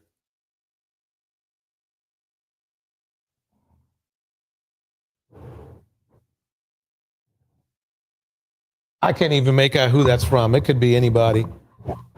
Let's see here. Can you guys still hear me? Microphone check 1 2. I think I might have turned it down. Oh, there it is. Okay. Well, anyway, let me go. Here we go. Back and forth. I was still dealing with this girl, so I just said, forget it. I'll see her in the morning, or I'll talk to her another time. I get to my house, and we're on the phone all night. She's questioning me and trying to see who I was with, whatever the case. See, the problem I have here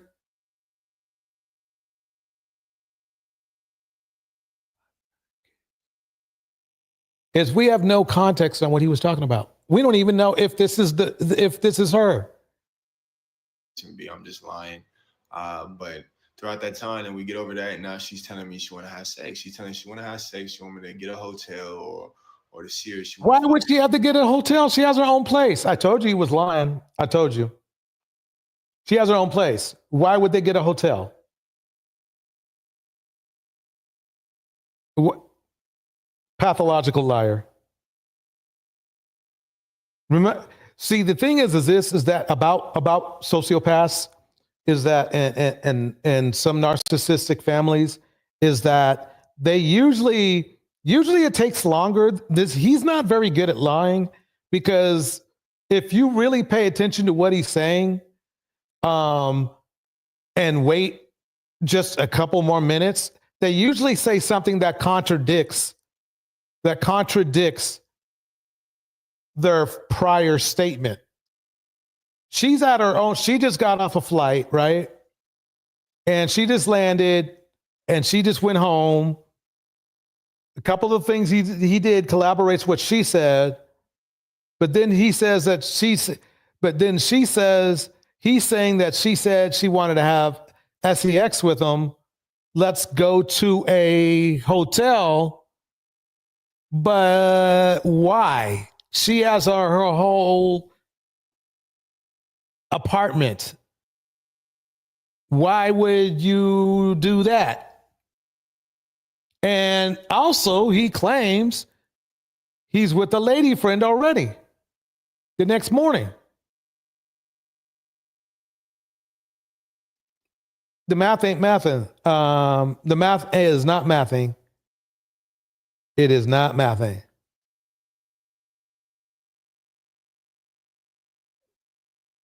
It is not mathing. Here we go. Well, so then she calls me again in the morning, 6 a.m., something like this, and just cussing me out because the girl that I had as a decoy to say that she brought me home, etc., because she couldn't know. As a decoy? So now you're trying to fool people.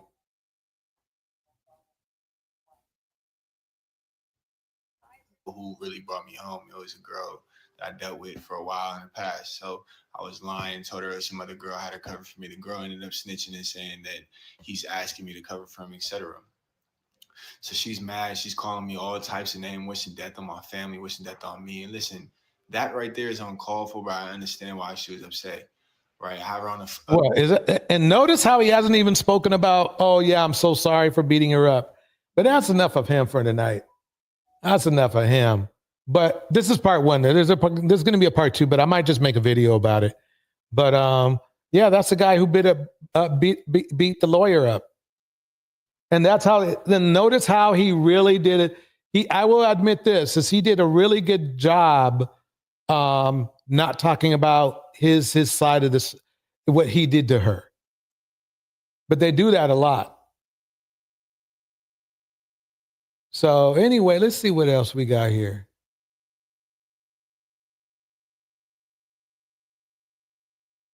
That was crazy to me. Okay. So we already talked about Jaylen, her.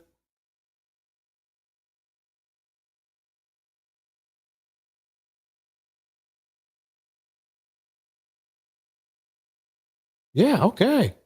Okay. So anybody, let me drop the link just in case somebody wants to come up. I'll wait a little bit if anyone would like to. But I think we got through everything. Let's see, what else?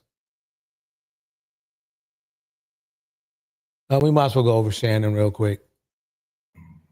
Hey everyone, hope you're doing well. Hey, I said it before, said it again. For the non-melanated woman, all they have to do is find what? One. OnlyFans, OnlyFools, whatever you want to call it. All they have to do is find one. Find one of them, a king, self-hating, hate the skin that you're in, get next to it. You can support yourself, your mother, your dad, your cousin, your brother. You can support a whole generation. So, the OnlyFans. Again, OnlyFans, just find one fool. Look, hey, good work if you can get it. We're going to do a Shannon, what I call Shannon, not so sharp series. It just keeps on giving. So, listen to this video. Wow. Friends model that hit Shannon Sharpe with a $50 million lawsuit says that she is now retiring from OnlyFriends after settling the lawsuit with him. I know precisely exactly what this means. It could only mean one thing. Let's take a look and see what she had to say. She says, "Today I have decided to retire from OF. Thank you for the incredible support you've shown me over the past years. This community has given me a life I could have never imagined. I'll still be active on social media and have several new projects in the works that I can't wait to share. I'm truly excited for this next chapter. I love you all forever and ever." Shannon Sharpe lost. You got double-crossed. You got to pay the cost to be the boss. OF Model and 5. The only reason she is able to retire OF is because Shannon Sharpe, you lost the lawsuit and paid her a crazy bag. You put her into retirement. No. It's not like he lost the lawsuit. He didn't, technically, he did not lose the lawsuit, but he lost. The lawsuit, I mean, the thing is this, he lost. He lost a lot. To me, it's not the measly 15 or, I think it was 25,000, that 25 million she got. It wasn't that, but it was all right, Tiffany in the house. It was the 100 million he lost. He already lost in the middle of the lawsuit. This is kind of like damage control. What he's thinking is that maybe, just maybe, no, he did not. He definitely did not. It's clear that he doesn't realize that his behavior caused him to lose his career.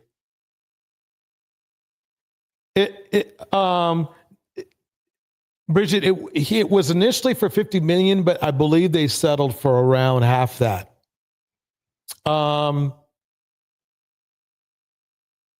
So yeah, that's how that worked out. I think it was about half that. I thought it was only 15, but somebody said it was 25. So I'll go with the last I heard.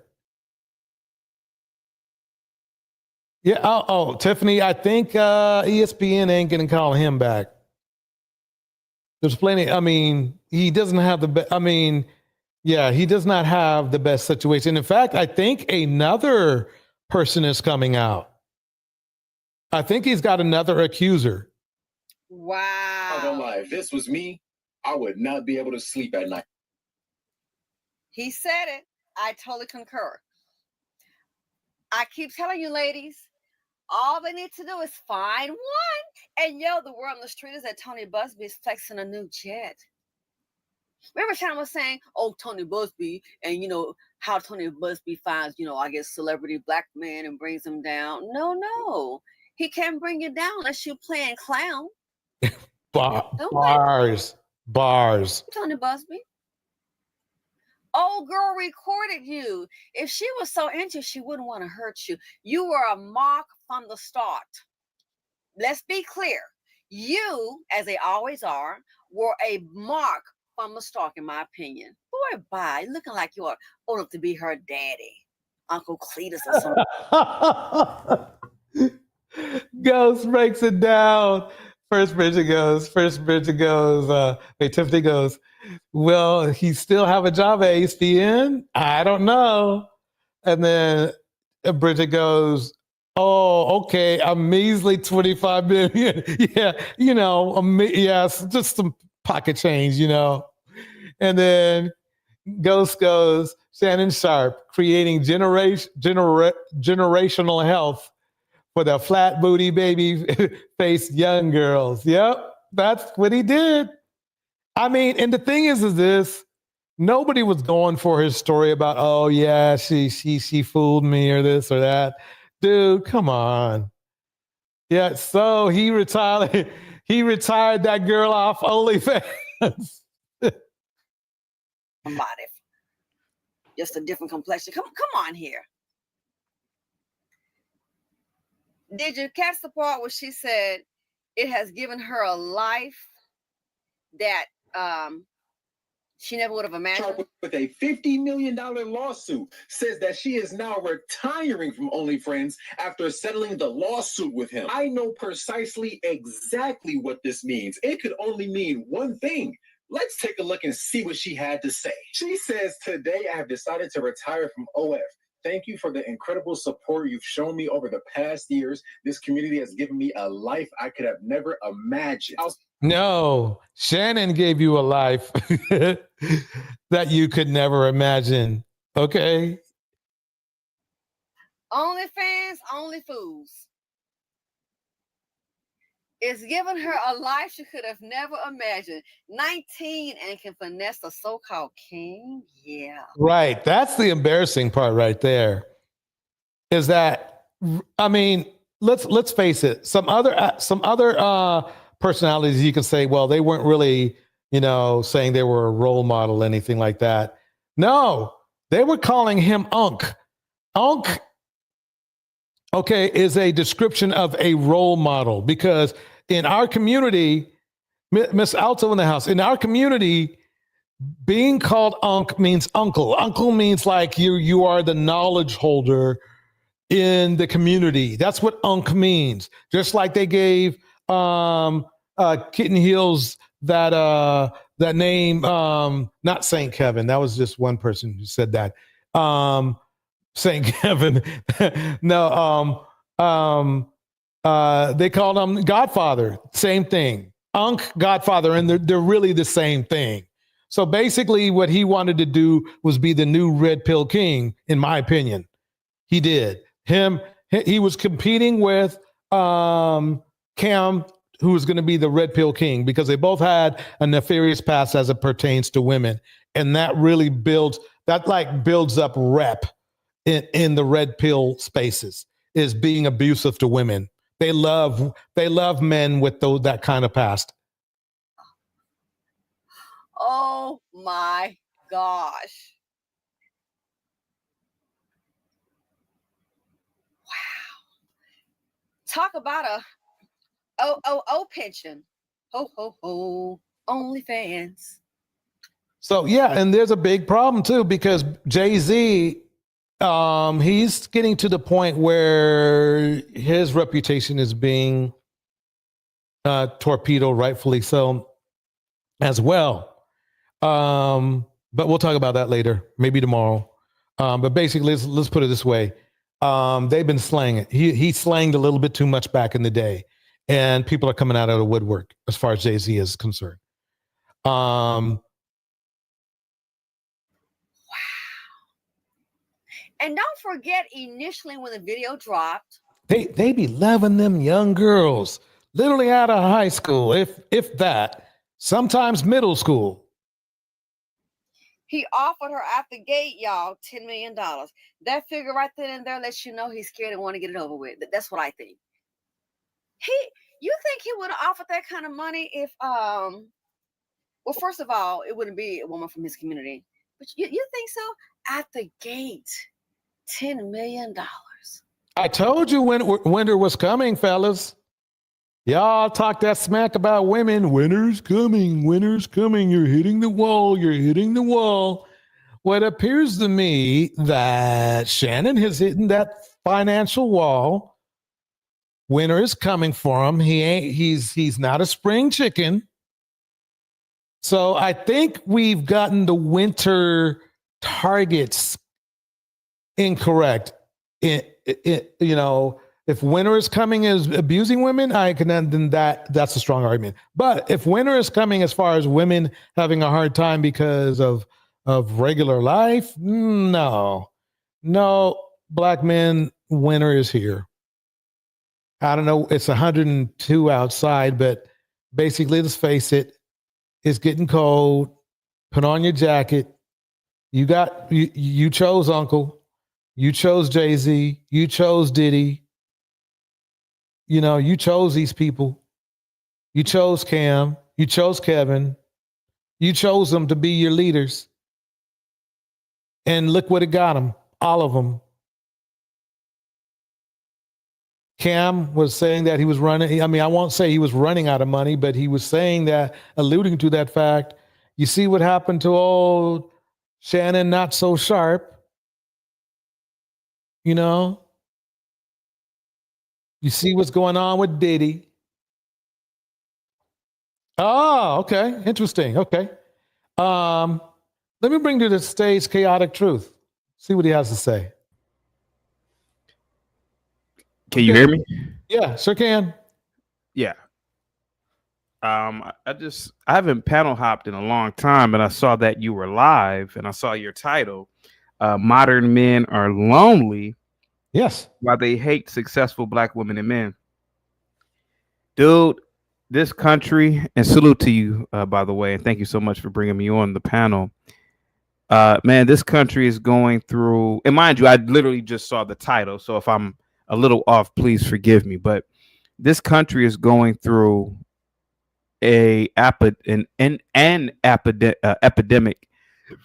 that we've never seen before, at least in my lifetime. Modern men are lonely because they are losers. Modern men are lonely because they can't compete. Modern men are lonely because they can't look in that mirror and face reality.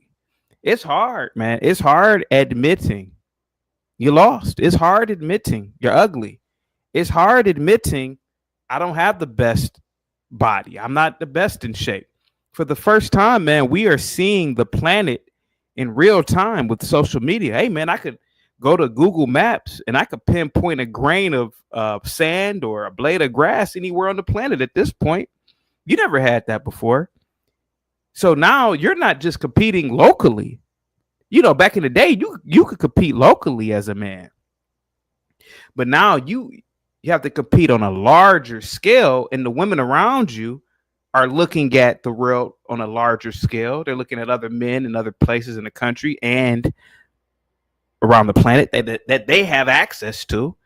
Then you're competing with men from all over the planet that, they're better than you. And they're better than you for a multiplicity of reasons. Hey, man, back in the 70s or 80s, you could be in your little rural town in America, and you could just be a city worker and group, your little peer group around you that stayed there, they would respect you.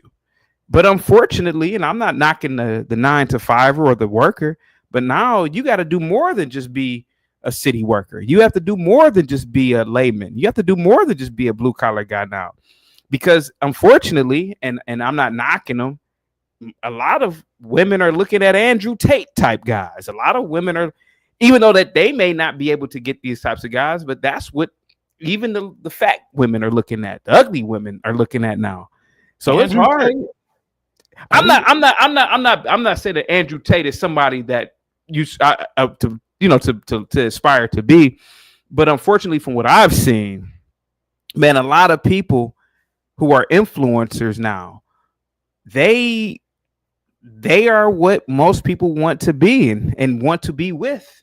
So you mean they want to be Andrew Tate? Not that they want to be it. It's that's wait. Let's make sure we have the right Andrew Tate. You mean the trafficker Andrew Tate, right? The trafficker. Yeah. Well, he hasn't been convicted yet, so but it's not looking good. I mean, it's not looking good. But what I'm saying is, and I believe you understand me. At the end of the day, man, and I'm gonna just speak for myself. man, you know, back in the day, not having a 9 to 5 or I'm sorry, back in the day, man, having a nice car, a little bungalow was nice. But now you're kind of like a loser, man, if you don't even have a Lamborghini in some circles. And it may just be what people interject for 1 second. Oh, yeah. It's your show, man. Shit. Okay. So this is the thing. I'm gonna go off camera real quick because I'm doing something. Okay. You know, yeah. Okay. Actually, especially in our community, I think the women would be fine with the guy with the 9 to 5. They just don't. It's not happening. The guy, they don't. These women, and take it from my experience. I've been around a while. These women are not asking for a Lamborghini. They're not asking for a man driving in a Lamborghini. I live in a city with a lot of Lamborghinis, and I have never been turned down because I don't have a Lamborghini. Now, don't get me wrong. I don't have a putt-putt, but I don't have a Lamborghini. I think that you're not really painting a woman's selection accurately with that description. I would believe it or not, as long as a 9 to 5 was a productive job that makes a pretty decent amount of money, depending on where the woman is from and what she expects, they're going to be fine with that. In fact, Black women would love Black men to be having a 9 to 5. Unfortunately, the fact that, you know, specifically talking about Black men in this situation, we are not the most well, in fact, we're at the bottom of the level of employment. So in fact, the gentleman I was just going over before, well, it's funny for me to call him a gentleman. He was putting hands and feet all over his ex, but basically he didn't even have a job. She, a lawyer, gave him all that bus driver love, you know, that Ayanna Van Zandt was telling Black women to do. And in return, he beat the crap out of her every time he had a chance. So basically right now, unfortunately, the bar is low. If a man has a 9 to 5, in our community, unfortunately, that's like you're balling. If you got a decent 9 to 5, and I'm not talking about like, you know, working at, you know, McDonald's or something. I mean, like you got a grown job for your grown self, whatever. You have your own place, you have a little bit in the bank account, you have your own transportation. Black women would love that. We're not even giving them that. That's not even there. So the Lamborghini argument is probably more for, let's say, other races of women. It's not even for Asian women, believe it or not. Asian women don't mind a man who's working a 9 to 5. Believe it or not, they don't mind. They're not looking for Lamborghini man. That's really kind of the Lamborghini man theory is really quite honestly just a theory for famous people. That's where it's at. Don't get me wrong. I see some CEO nobodies driving around in Lamborghinis, but for the most part, no, everybody's going to be, if you got a little Lexus going on or maybe a BMW, you know, it could be a couple of years old, but you still all right. You still good. We can't even give them that.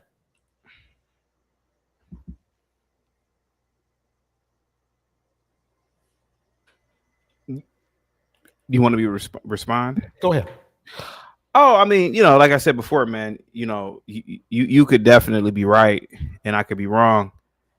But I don't think you're wrong. I just think it's an overstatement to bring in a Lamborghini because nobody is, there's no, especially Black women, they are not looking for a Lamborghini. Well, you know, from my perspective, right? Mm-hmm. We live in a day and age where we can literally see not just the most famous celebrities anymore in a little magazine with a little glimpse of their life like back in the day. We can literally see the hedge fund manager. We can see top executives. We can see all types of people now living these lifestyles because of social media. We can even see regular people even doing it now. And as human beings, what I'm noticing is that you are, you know, you to a degree, you're correct. It's the average woman probably will, you know, she get a guy who, if he has a job, hey, she'll be fine with that. he has a car, she'll be fine with that. But because she sees a algorithm, a timeline in these light boxes that we call phones, she sees more than her mother, her grandmother, her great grandmother, and certainly her ancestors who didn't even have technology the way that we, have technology. She sees an algorithm, and that algorithm has shaped her mind. I could be wrong, but what I'm saying is that these devices are very, very powerful. Let's be more direct. Let's be more direct. What do you mean? What are you trying to say? What I'm trying to say is women generally want the best. They want the top 1%, period. Women have always wanted the best. Historically speaking, so in my opinion, it's just my opinion. Okay, let's stop for a second. Go ahead. Yeah. Let's kind of chew on that 1% for a minute. So 1%, that you're talking about basically extremely wealthy men, and there's only a certain amount of them to go around.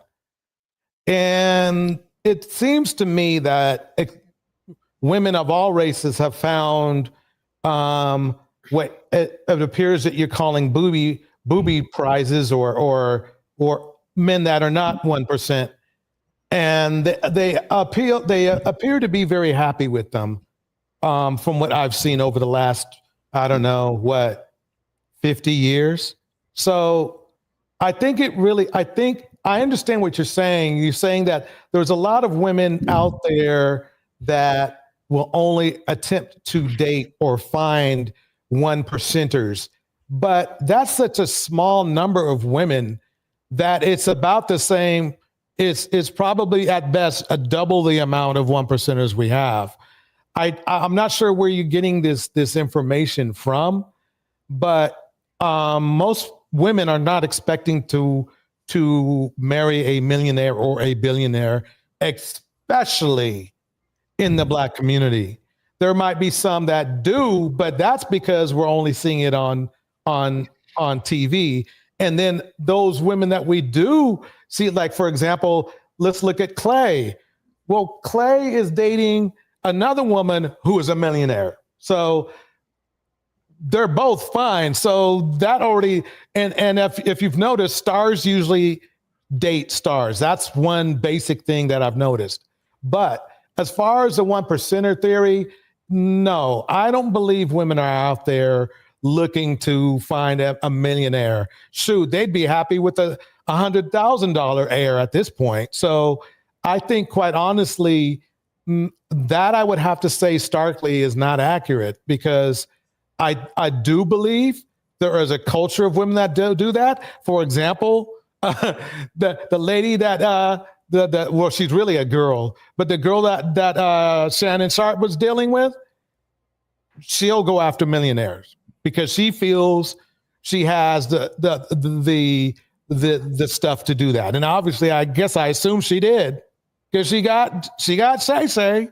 So basically, I understand that a lot of men think that way, that women are looking for they're looking for a rich man. But at this point, a stable man who's not violent and doesn't cheat would be a steal at today's prices. You can reply if you want. Again, from the way I look at it, right? So much information goes through our brain waves per day. We've never had this, at least in modern history. I remember as a kid in the 90s, we had about 5 local TV stations. We had cable, that's another 10 stations maybe. Man, we see more I believe in 1 hour on our phones on social media than we have done or did in a day, maybe even 2 or 3 days in the 90s. Okay, let me see if I understand what you're saying, right?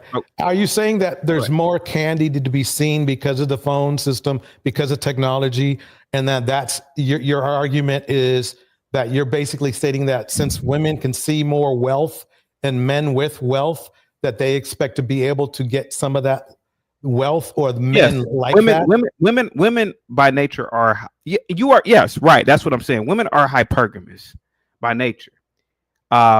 There's I forgot what it's called, but there's a. Well, they were. I mean, they're supposed to be. You're supposed to at the very least, you're supposed to be. There's a term back in the 80s we used to use, which was equally yoked. And basically, it's accepted in all walks of life. What equally yoked is supposed to mean is that basically you and your woman are a match, whether it's financially, intellectually, whatever it's going to be. The problem is that today, especially in our community, men are so financially burdened in our community that they can't be equally yoked. So what they do is they come up with this theory that black women only want to be with rich men, when really, quite honestly, they're just what they want is a man that's equally yoked with them. Now, if they happen to walk into a rich man, fantastic. But they just want everybody to be equally yoked, which is not even specific to race. But black women have had and this was given by black men, has the stigma of settling for less. Just like when Ayanna Van Zant was telling a lawyer that, would you date a bus driver, right? And when she said, no, I'm not going to date a bus driver unless he owns the bus, everybody was insulted. And then guess who comes out with the light bill thing? What was his name? The guy who owns, who's in trouble for SUO assault, but basically Tyler Perry. Remember his light bill? He literally, this culture has become a bell horse for telling women to settle for less. And then when women do settle for less and get hands and feet or financially abused or verbally abused, then they should have chose better. It's a no-win situation either way. And then you're coming in here with the Lamborghini thing. These women I can tell you right now, these women, regardless of their whatever money they're making, they ain't thinking about no Lamborghini, man. Can I respond to that one? Sure. They're not thinking about a Lamborghini because a lot of women understand that they are not either attractive enough. They don't have the value to even think in those terms. A lot of women are real. That's why they put on the wigs. I'm sorry, I have to pause you again. My bad. Go ahead. Okay. Let me be blunt. These niggas are out here cheating on The Little Mermaid, Tiana Taylor, whose body and finances are perfect. Okay. You could name a list of men that have cheated on perfectly good women, per se, perfectly famous women, perfectly well off to rich women, and they still cheat on them. So you can't really look at it as because it sounds like to me you're saying that a lot of women are not valued, don't have that kind of value. But you don't look at the ones that you feel don't, which are the average looking ones that you feel are average or whatever like that. Look at the ones that are valuable or are gorgeous and wealthy, and they still get dogged out by men. The reason that happens is because us men, we are trained from whether you can go all the way back to slavery or birth, to be non-committal. You can go. No, men by design are supposed to be polygamous.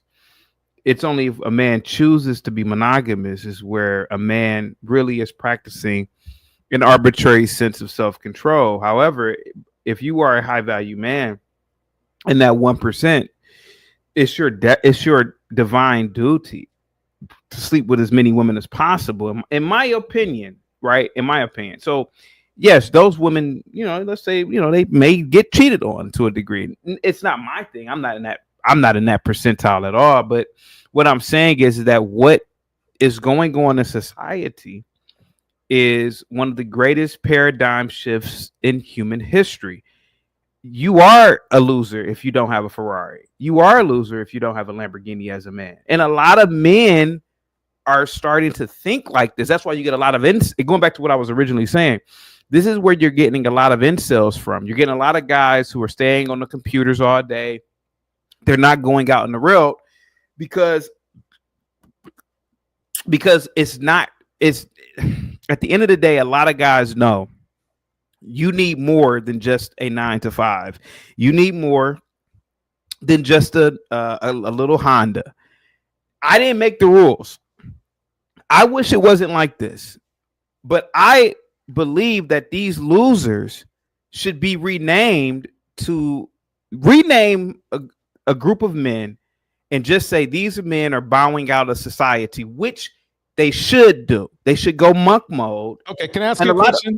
Yeah, can I ask you a question? Go ahead. Are you driving a Lamborghini? Sir, I'm a loser. Sir, I am a loser because I believe that you're not a man if you don't have a Lamborghini. Now, am I valued to a lot of people? Yes. Right. Okay. Do a lot of people look at me with value, but I can't. But I'm not getting invited. Real quick. Oh, okay. All right. Go ahead. Okay.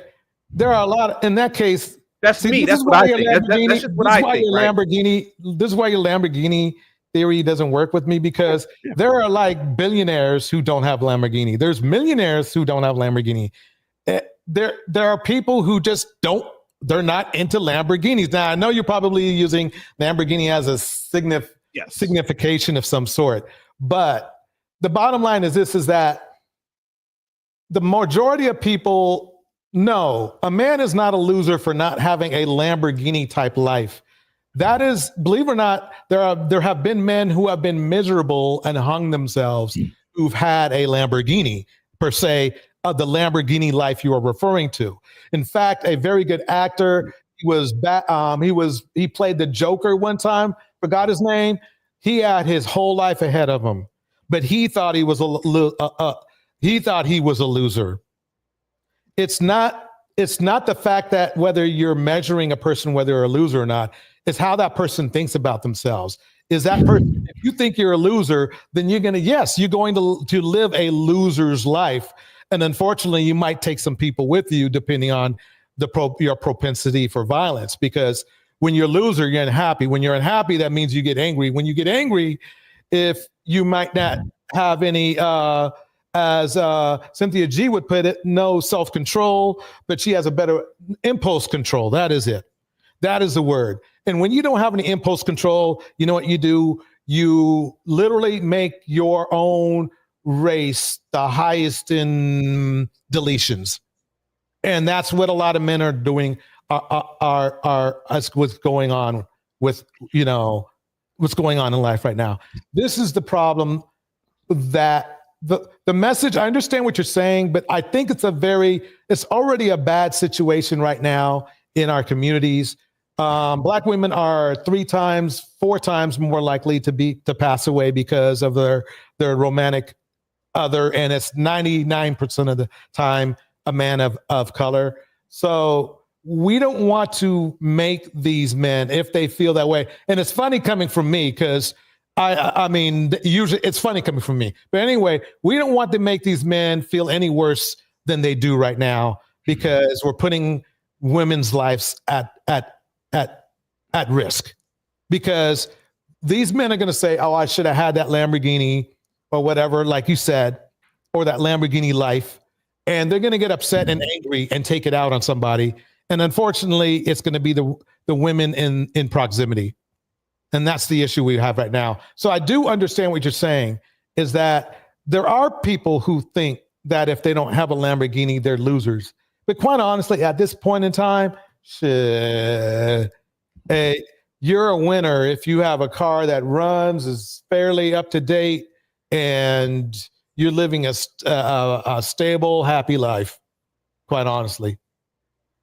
By the way, one of my one of my chat people was saying, fuck you. But I just thought I'd pass that on. But no, I think we're having a very good constructive conversation. But I think if you were taking this conversation to, let's say, those CEOs or doctors that are trying to make it themselves or early in the career, you could make a strong argument to them.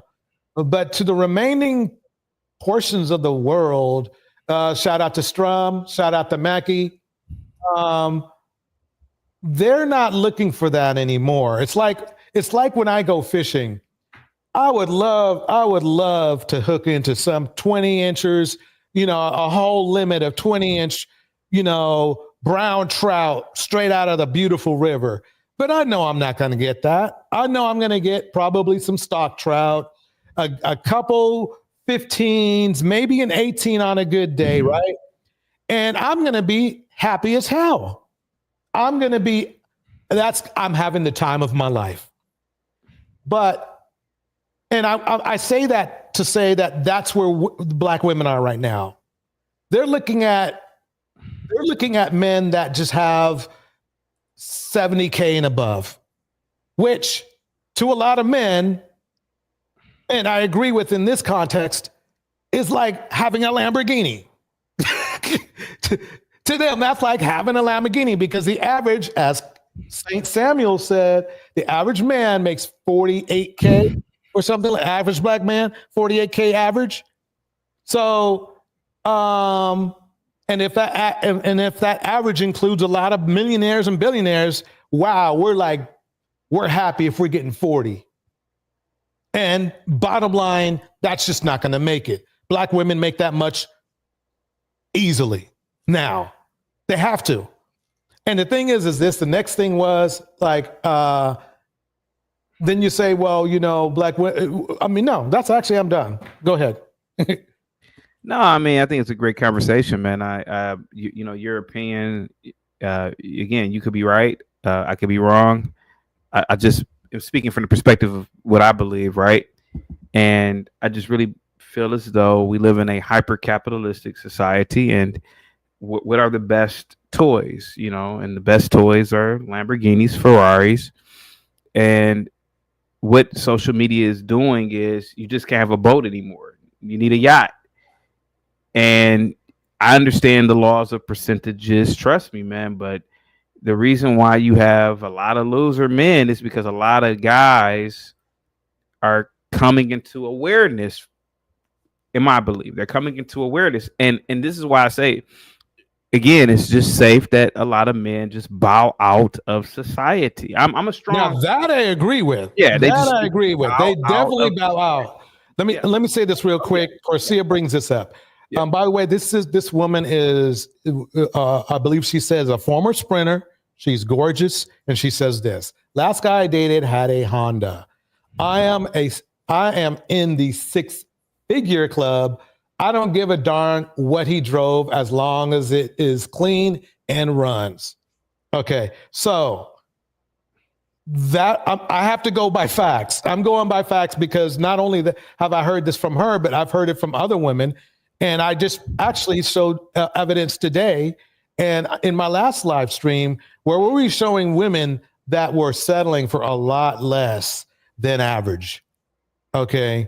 A lot less than average. It never worked out because the guys were freaking violent, but the women have tried that bus driver, light bill thing. These guys, I guess what I'm saying is these men have had their chances. They either fumbled the bag or they joined the Hands and Feet Club. And that's why they're lonely. That's why they feel like they're losers. It's because, you know what the Lamborghini is? The Lamborghini is getting therapy. Because if you're happy about yourself, and you get therapy and you're built better, all of a sudden things go better in your life. All of a sudden your income goes up. All of a sudden you're able to get that Lamborghini. But if you're a piece of crap in the mind, I mean, with the exception of the very few like Diddy, who is a monster, no, your life really goes the opposite way. And that's what's going on. Tiffany Jackson says, no one shames a successful man for selecting a well-educated, successful woman as a spouse. Stop shaming women who desire to do the exact same thing. This is why many Black women have given up on Black men. And she makes a very good point because really, quite honestly, Black men are the only men who demand their women date down to them. All other men, Asian, Caucasian, Indian, Latin, they understand. They've seemed to get it. They know the science of equally yoked. You know, it's like when the guy owner of Amazon, he didn't get married to a waitress. He got married to a woman who was pretty much a millionaire before they got married.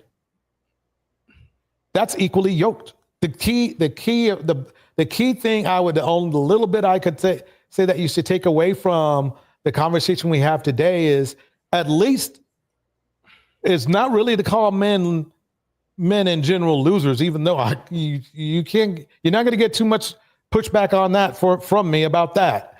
But what I'm saying is the focus is that men should understand that if you're broke, don't expect to get a lawyer. And I think a lot of the men in our community think they can get a lawyer. Then they start thinking they're a loser because they can't get a lawyer. Or if it's not a lawyer, they can't get like the top. If they're into looks, let's say they're just into looks, because a lot of men are.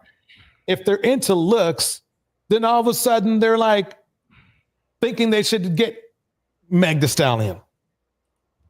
And they're like, and they're overweight. They don't take care of their skin right. They stink. The dudes stink. Yeah, that's that. Though, then you're a loser, because the loser part is not really you yourself. It's how you rate, how you're overestimating your value to other women that you want.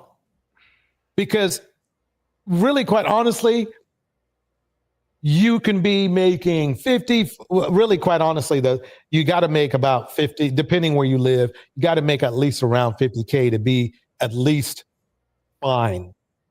Okay. Unless you live with your mom or something like that. But you need to make 50K. Most of the men are not making 50K. Instead of focusing on making 50K, what do? They try to manipulate women that they would want to, that if they did have 50K, they could get. You see what I'm saying? Instead of taking that time to educate themselves, whether it's college or through self-education and getting those better jobs, what do? Most of us men, we focus on manipulating women into thinking we're worth more than we actually are. You can go ahead and speak. No, I'm listening to you, man. I'm listening to you. Yeah. But that's basically the whole scoop. So I understand the Lamborghini theory, but really it's, quite honestly, I think even women in most, I've been around a lot of different women, work, whatever. Okay. A lot of different women. And they're with, most of them, as gorgeous as these women may be, are with moderately average looking guys. Moderately average earning guys, but they're at least average earning. They're at least earning something that a woman can say, well, you know, I don't mind pitching in on this because it looks like he's working hard. He's trying to do something. So yeah, I'm in. That's what they want. That those days of stay-at-home wife is gone. They're gone. What, staying home means stay in poverty these days for our community anyway. Other communities, they make it work. But I've seen guys make 100K, their wife still works. Because 100K today really ain't that much. Now think about our average at 40K. We ain't making snap. So yeah, in that context, that is what you call a loser. who cannot. A loser is like this. If you're willing to say, well, I really don't want a wife anyway, I just want to kind of live my life and do what I want to do, then you're not a loser if you can pay for everything you need to pay for. You're only a loser when you're wishing and partially only in your own mind. You're only a loser or wishing to be a loser is when you ask for more than which you can afford. That's the issue. That's the issue. Okay, another person came up. Femi from the chat. Hey, How you doing tonight? I'm good. How you doing? Doing good. I ain't gonna stay up here long because I'm about to drive, but I don't know what this man on this panel was talking about. I don't know what he's talking about. Women looking for men, Andrew Tate's, women looking for men with Lamborghinis. And unless you live in Miami, if you are a socialite from Miami or New York or LA, ain't no regular black woman out here looking for no man with no Lamborghini. So to me hearing him say that, y'all Xing your own selves out. Y'all Xing your own selves out thinking for women. Y'all don't even need to be thinking for women like that if that's what y'all thinking. He living in a social media mind. He not living in no real world. What in a real world we're regular black women, well, we know how our men are. We're looking for a man with a Lamborghini and Macon, wherever Macon's at, Macon, Georgia, in Columbus, Georgia, in Alabama. You think women looking for men with Lamborghinis in Alabama? In Kansas City, Missouri? You living in a fantasy world. You messing your own self up. Oh, so to me, it's like he living for a man, because this is what men is telling other men. Kevin Samuels is the one who told men, oh, you got to make 100K. Oh, you ain't, and other male influencers too. If you ain't making this much money, you ain't nothing. Y'all living for other men. Y'all not living for women. I concur. Y'all, these men is living a flex for other men. Ain't no woman, ain't no regular everyday black woman looking for. I mean, if she's in that, like I said, in that LA life, in the New York City life, I mean, you got to be like a high socialite. You got to be like a rapper or actor or whatever. Only a young girl. Young girl, but they ain't looking for they're not looking for that. I don't know where he got that from. Yeah, I think it's safe to say that the consensus of the people in the chat and really actually probably in the world probably are not looking, again, that the key word is equally yoked. I'm not going to go into a soliloquy again, but yeah. Strum says this: my girlfriend's an RN and I'm a city fleet technician and aircraft maintenance tech in the enlisted Air Force Reserve. We made our relationship work. So basically what he's saying is that the RNs make hella money and he's probably making a little bit less than her, but he sees that he has a good heart and he cares. And that's what, to me, and let me tell you something, chaotic. That's a high value to a lot of these women. That's the high value, is that they get to come home to peace. They don't have to come home to hands and feet, rich or not. They don't care about the Lamborghini. They will trade a Lamborghini man in for a kind man. For example, like Klay. Well, Klay can afford a Lamborghini, but he, at the same time, at least he has some class and some respect for women. And that goes a long way. Class and respect for women is gold. It's gold. If the problem is a lot of these men don't have that. They don't have it at all. They go by what Kevin used to say, which is like grade women on their looks, because why would he come up with a scale of 1 to 10? Women are supposed to be fit, friendly, and submissive, when these guys, as you've stated, are not, in so many words. So basically, that will make a man lonely, and that'll make a man feel like a loser, because if you overrate yourself, let's say I overrated I used to play soccer back in the day, or what internationalists call football. And I was really good at it. But if you put me on a field with some pros, I'm gonna look like a loser. They're gonna go around me. They're gonna make me trip over my own 2 feet because they're at a different level. But the key to life is that I either get up to their level or I go to a spot where I'm equally yoked. Semi-pro was my thing. I ain't gonna be out there playing with Ronaldo and all those other guys. Well, that's kind of dated, but hey, I ain't playing with Messi. I ain't gonna go out there and making him look like a fool. No. Oh, no. Keep me in the semi-pro. And that's where I stayed 30 years ago. But basically, that's the thing. A lot of men, they're actually making themselves unhappy by choosing the wrong level where they're supposed to be at. Some of them get a chance. Like, look at DDG. He was with the doggone Little Mermaid, and he still fucked that up. All he had to do was be nice to her. He couldn't even do that.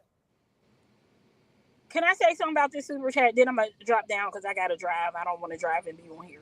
Got it. This is by Darnell. Hi, go for it. It's not about the man being successful or not. There's bombs that cheat. So I don't know where he's getting his comment from. If you got the mentality that these men have to tell you, oh, go bang as many girls as you can, that don't matter if you poor, rich, in the middle, crackhead, pastors, that don't matter. That don't matter. That does not matter. Most level-headed people, it don't matter if you rich or poor, most level-headed people want somebody that's equally yoked with them. Most level-headed people. But if you're a psychopath or a misogynist or a narcissist, you're going to want to run through women because that's what y'all was taught your whole life. It don't have nothing to do. I know plenty of successful men that got successful women, and they're proud of the unit that they make. Let's just say Jay-Z and Beyonce. I'm just thinking of, because y'all don't know nobody I know in my personal life. Most men know if their woman is successful and vice versa, that they're trying to build a legacy. Jeff Bezos ain't trying to build no. He got rich because he got rich, and he's not worried about no kids, no legacy. He's probably a narcissistic, and he's probably going to cheat on this one too. She done already messed her face up. He probably going to cheat on her too. So it's about being real women in a real world, everyday women just working regular jobs. We just looking for somebody that's equally yoked. Yeah, you got to have some money if we got some money. Yeah, we should have the same religion if you know, we should have the same religion. We should be similar. So I'm gonna get home, and if you still on here, I might hop back up, but I'm gonna be listening. Oh, okay. Okay. Thank you. All right. So we've talked a lot. So Chaotic, feel free to speak. No, I mean, again, man, I see something. You know, you seem to be a very intelligent guy, but we are definitely living in, and we are seeing the beginnings, and if not, we are already in globalization. And there's going to be a global standard of beauty. There's going to be a global standard of language, which obviously right now it will be English. There's going to be a global standard of success. And I got to say this, the global standard of success now is how rich are you going to be? You know, we live in the wealthiest country on the planet. Our GDP, I think last year was 32 trillion, and gone are the days of the American worker, gone are the days of, again, I have a 9-to-5. The way I look at it is that, and I'm already married, by the way. I've been married for years, but most men that we call. Let me stop you right there. You've been married for years, right? Married for 4 years. And you're working 9 to 5. I don't work a 9 to 5. I'm actually a derivative. I've made a lot of money doing. I don't want to say a lot of money, but I've made a couple of dollars doing derivatives. So I've made a couple of dollars doing derivatives. Okay, so, but you say So, and by the way, I don't work for a hedge fund or anything like that. I just do. right, I'm a I retail understand that. derivative. What I'm saying is this: is that then basically you're by your own words, you're arguing your own argument because you've been married for a while. A woman's been happy with you, right? Well, it's not about me, right? She's not chasing after a man. It's not trying to about do a me. Lamborghini. So why would you? I'm from a different generation. I'm a millennial, right? So I'm on the tail end of. I'm old school. You know, I'm pickup game generation. Okay, you're in your mid 40s. No, I'm 40, but I'm old school. I'm paper and pencil going out picking. I'm a pickup artist, like you probably were. You were probably an older millennial or Gen Xer. The reason why I'm speaking is because I'm talking about younger guys, Gen Z, and the generation. Are you in your 40s or younger? I'm 40, so I'm not necessarily speaking for me. I'm talking about for generation 40 that are younger. I'm 40. Shout out to TP. That are younger. I am saying this from my perspective, and I could be wrong. The standard of beauty is I gotta say this, man. The global standard of beauty is going to be thin, attractive women, particularly white. Let's just be honest about it, bro. The standard of success is: do you have a Lambo? Do you have a Ferrari? Do you have a yacht? Do you make a certain amount of money? Not just six figures anymore, but we're talking about millions. This is going to be the standard. This is globalization. This is something that we are into now. So the fact of the matter is that now we have all these. I know it sounds funny, but it sounds crazy. Do you travel internationally? This is globalization. We see it real time. You can make money in any market now. You can make money in a Korean market, Japanese market, with bricks. You can make money in any market now. You couldn't do this back in the day. Well, bricks didn't exist, but you can make. Are you saying you have something to sell? Do you have success? Do you have right? Are you a global? The thing is that are you a global citizen? And again, I'm old school, so I'm 40. I lucked up. Land the plane now. I'm about to. I lucked up. I listen. When I say I'm a loser, I'm speaking as it's symbolic. Younger kids are either going to have to fall out of society because they're not going to be able to compete and just admit that they are losers. You're not going to be able to compete in the global market anymore, living in some bum shitty. Can I curse over here? Can I curse? Yeah, just not repeated. Oh, yeah, some bum shitty town in Wyoming. You're going to have to be able to compete on a global level at this point. And unfortunately, a lot of people. What are they competing for? What is their end goal? The end goal is access. Okay. Or it is. I think that's this is my opinion. That's just what I see. You're going. That's just what I see. You're saying they need all of that for access to women? Is that what you're saying? No, not just access to women. It's just a global standard. Life. It's just it's not even just that. It's just a global standard at that point. Well, if nobody cares, okay, this is what I have to stop you for a minute. Sure. Some people just don't give a f about global. All they want. They're going to be losers. Unfortunately, these losers. Some of them invented the super soaker and some other shit, and they never left the United States. That's old. And they made multi-billionaires and stuff. That was in the 90s when I forgot his name. It's a black guy. That was in the 90s. But see, the thing is that it sounds like to me you're making a criteria that fits your ideals of a winner. Yes. That's all I keep saying. It's but my you're not opinion. a winner, though. And I keep saying I could be wrong. I could. Of course, I'm not. Saying you're wrong, and I'm not naming. Name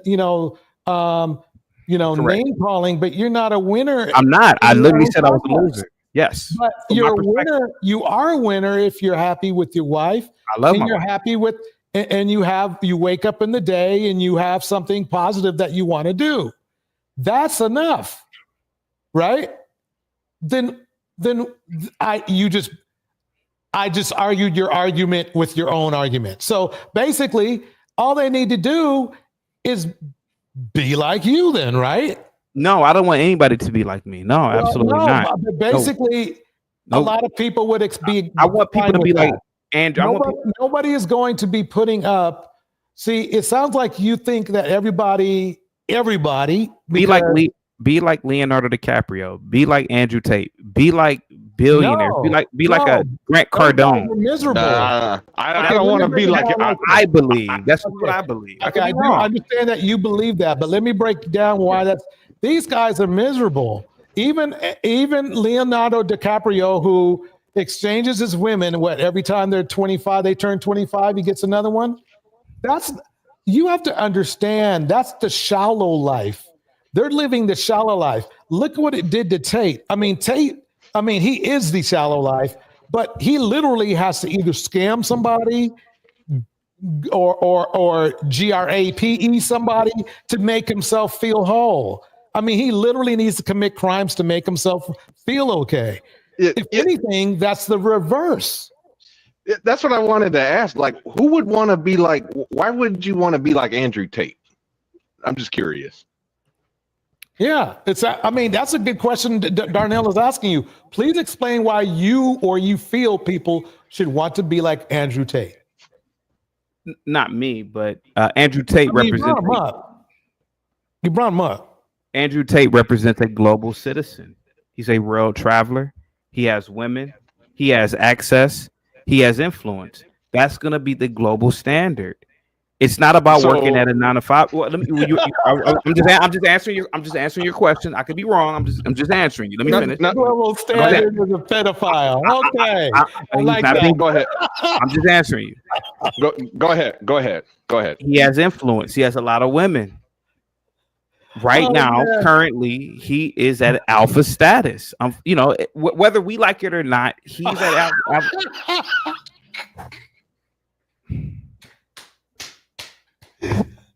You're literally telling men to become criminals.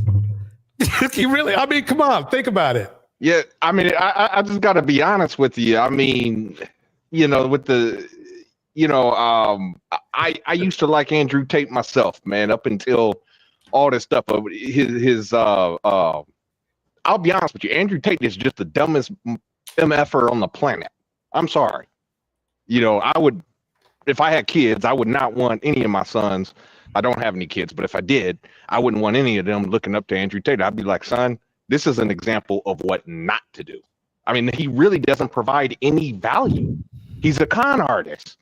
He's a pimp, a human trafficker.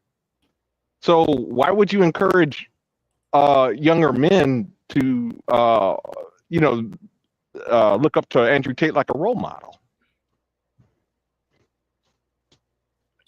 Yeah, I'm not encouraging anybody to look up to Andrew Tate as a role model. I'm but encouraging. You did a couple minutes ago. You said be like Andrew Tate. He's global. Remember? That's what you said.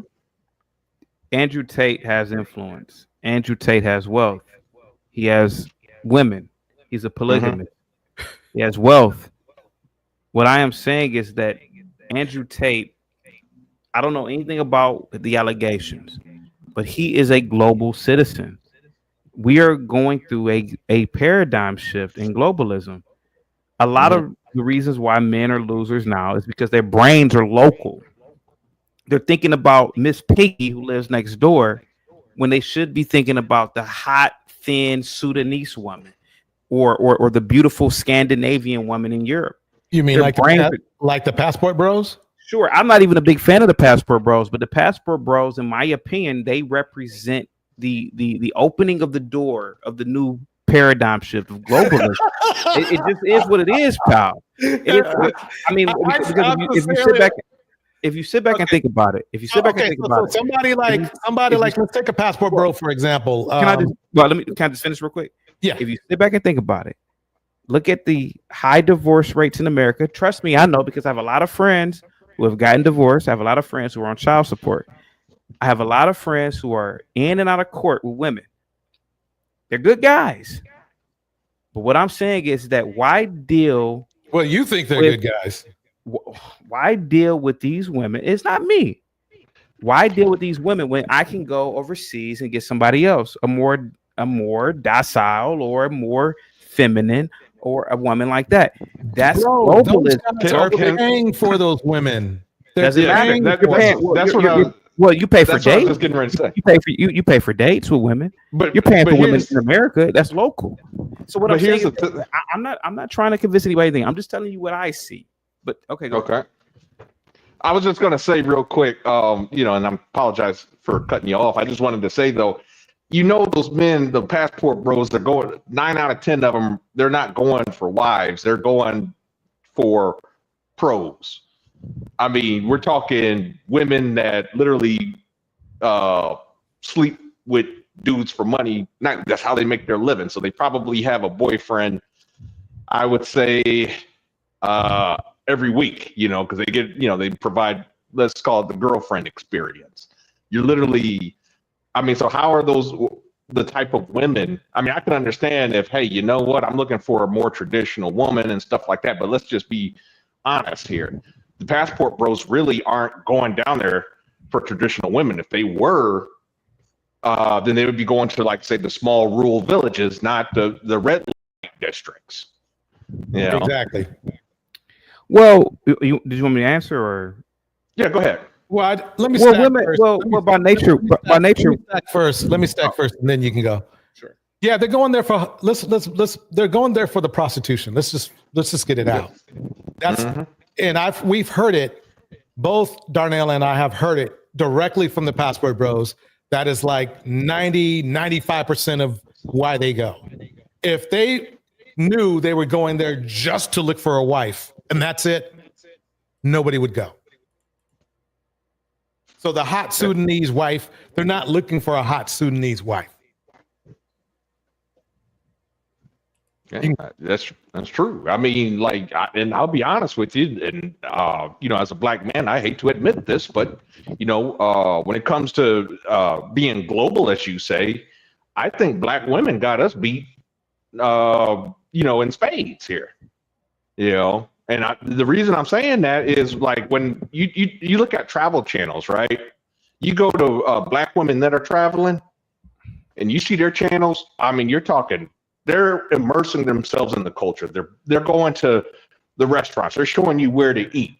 You know, they're showing you what to do. They're going out and seeing all kinds of things. Where when I look at a man that's global, as you say, he ain't really global. He just going to the slums. So he bought $1,000 plane ticket, you know, to go from one slum, say in New York, LA, whatever, to go to another slum and say in Cartagena or Sosua. So, like, I guess what I'm asking you, sir, is, like, how can you say that these men are winning? Because I don't see it. Where's your evidence? Where's your proof that these men are winning? Because I definitely don't see it. If anything, I see more women that travel overseas with a passport winning than I see men right now. I never said they were winning. I said that they are part of the changing of the guard. Whether I condone it or not means nothing, right? But I see the reality of the situation. Most women are hoes anyway, you know, in America. And let's just be honest about it. When you chill with a woman in America, you have to pay to take her out. You have to pay the bills anyway.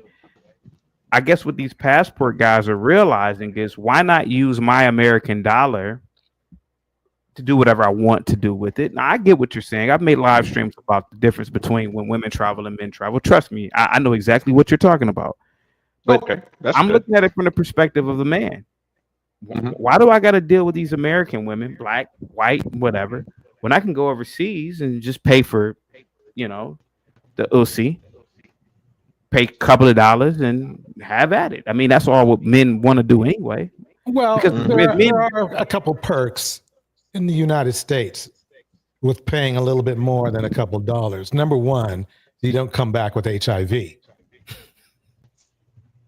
That's one thing, because the locations they go, there's a lot of HIV.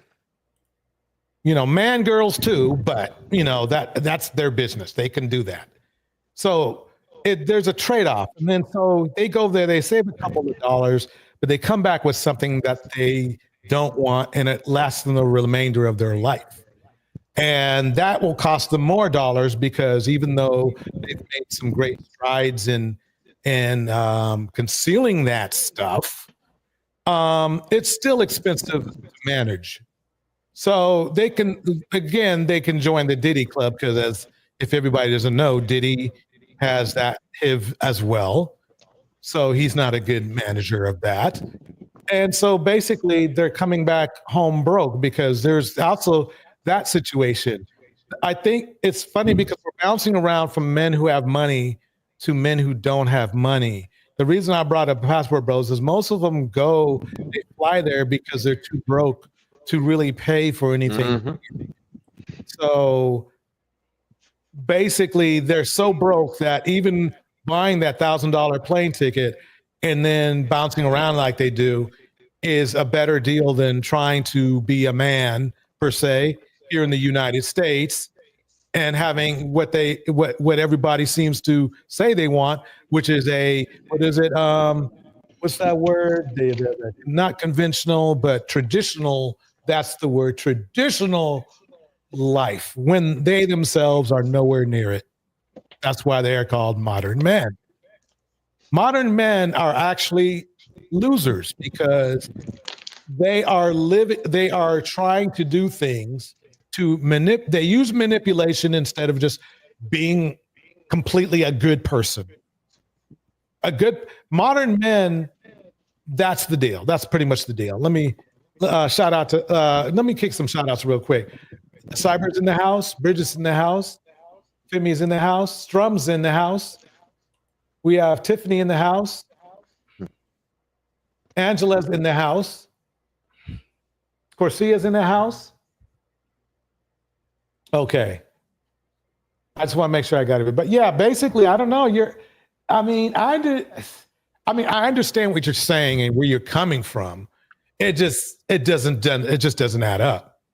Because first we were on Lamborghinis and now we're on guys who couldn't even pay for a tire on a Lamborghini. So how did we get here? You know?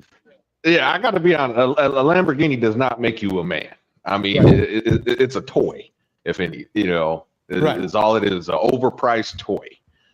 I mean, and I have a difference of opinion, with you, on,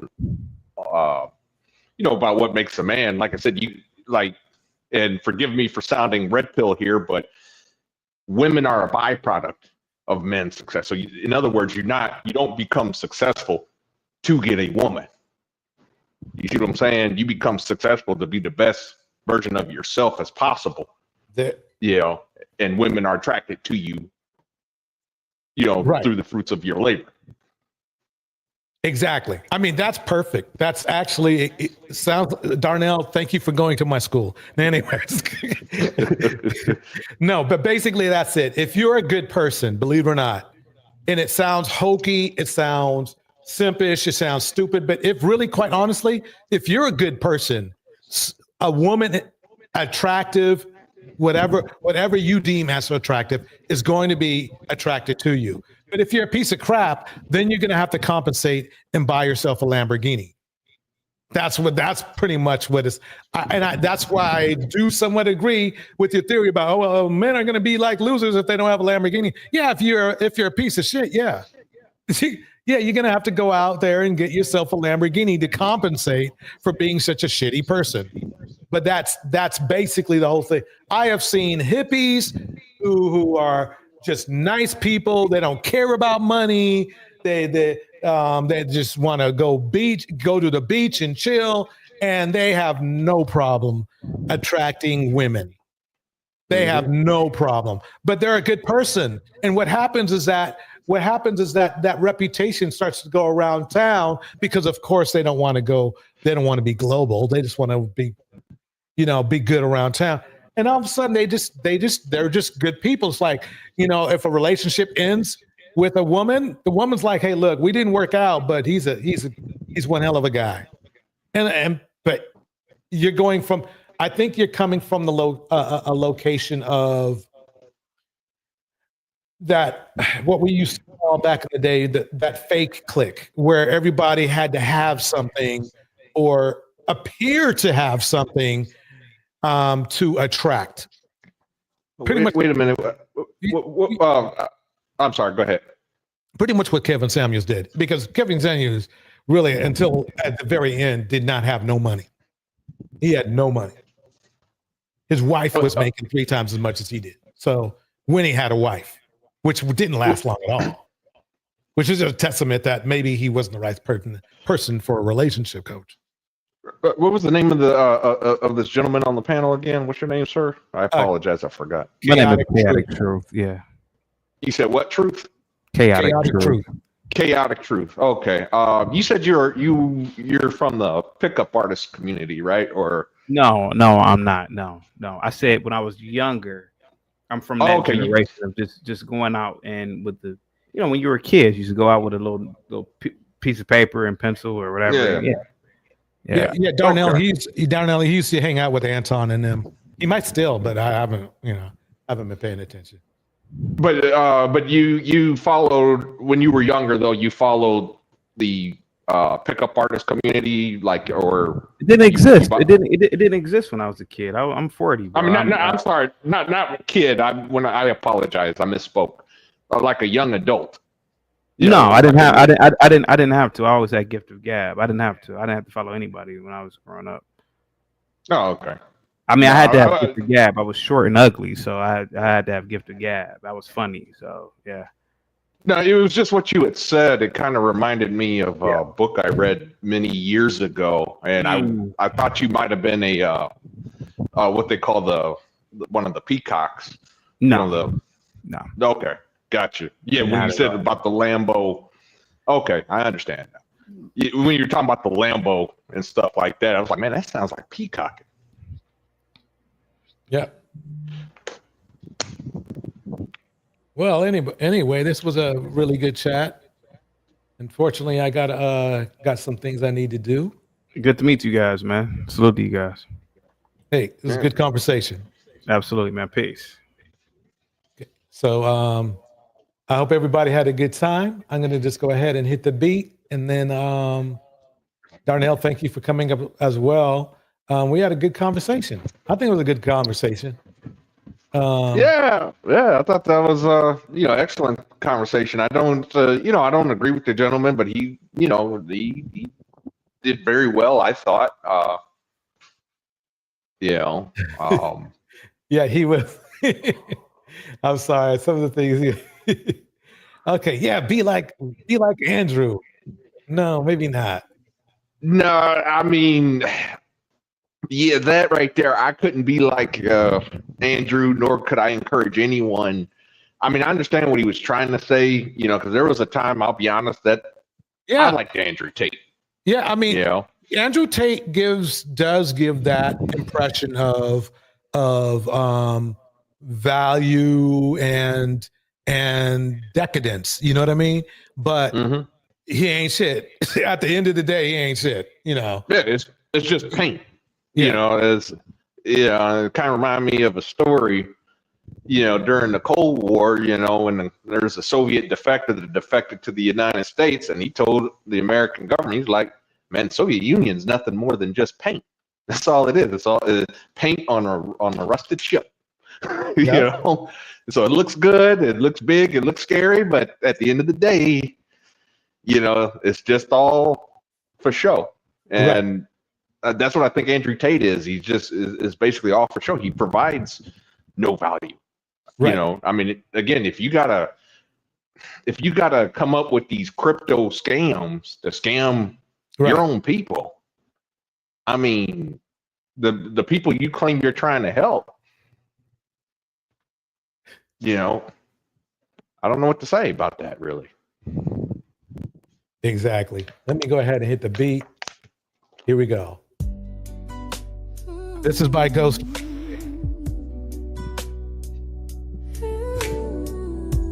I think it's a perfect ending, that is. He said he wanted peace, not pride. Tired of women who speak and won't hide. Said he was done with the loud. Shout out strong, looking for Tiffany. who won't say Bridget. he's wrong, but Miss this was Alto. never part of the plan. Indiana What he Mom. wanted was a weaker hand. Eden Not Adele. love, not truth, not something earned, Strumming and wrenching. just soft obedience Cyber Dream. unreturned. He boarded planes to outrun shame with pockets like Angela Reddick. much pride and gain. Emmy. She met his gaze with guarded eyes, a practiced smile, a thin disguise. Too young to choose or too poor to flee. She played the role he hoped she'd be. He Let's called it Plateau. love, Good she seeing you, Let's called it Plateau. life. A silent deal for husband and wife. She smiled because survival Eden sometimes Adele. needs to bend. Oh, Tree Tiki She served came through. because the struggle rarely is your friend. Easy. She called him king with soft regret. He took Darnell, by the praise way, and thank you for the called super it chats. deep respect. But this isn't love, it's currency. It's power dressed in cheap fantasy. A passport is not a permission slip to purchase a life, to Jizzy. rewrite a script. She is not your piece, she is a person, not your escape. She is her own version. And you left for freedom Jackie to Samuel. claim, but you are a scourge that came with chains. He posts a face with boastful pride, no truth beneath, just likes to ride.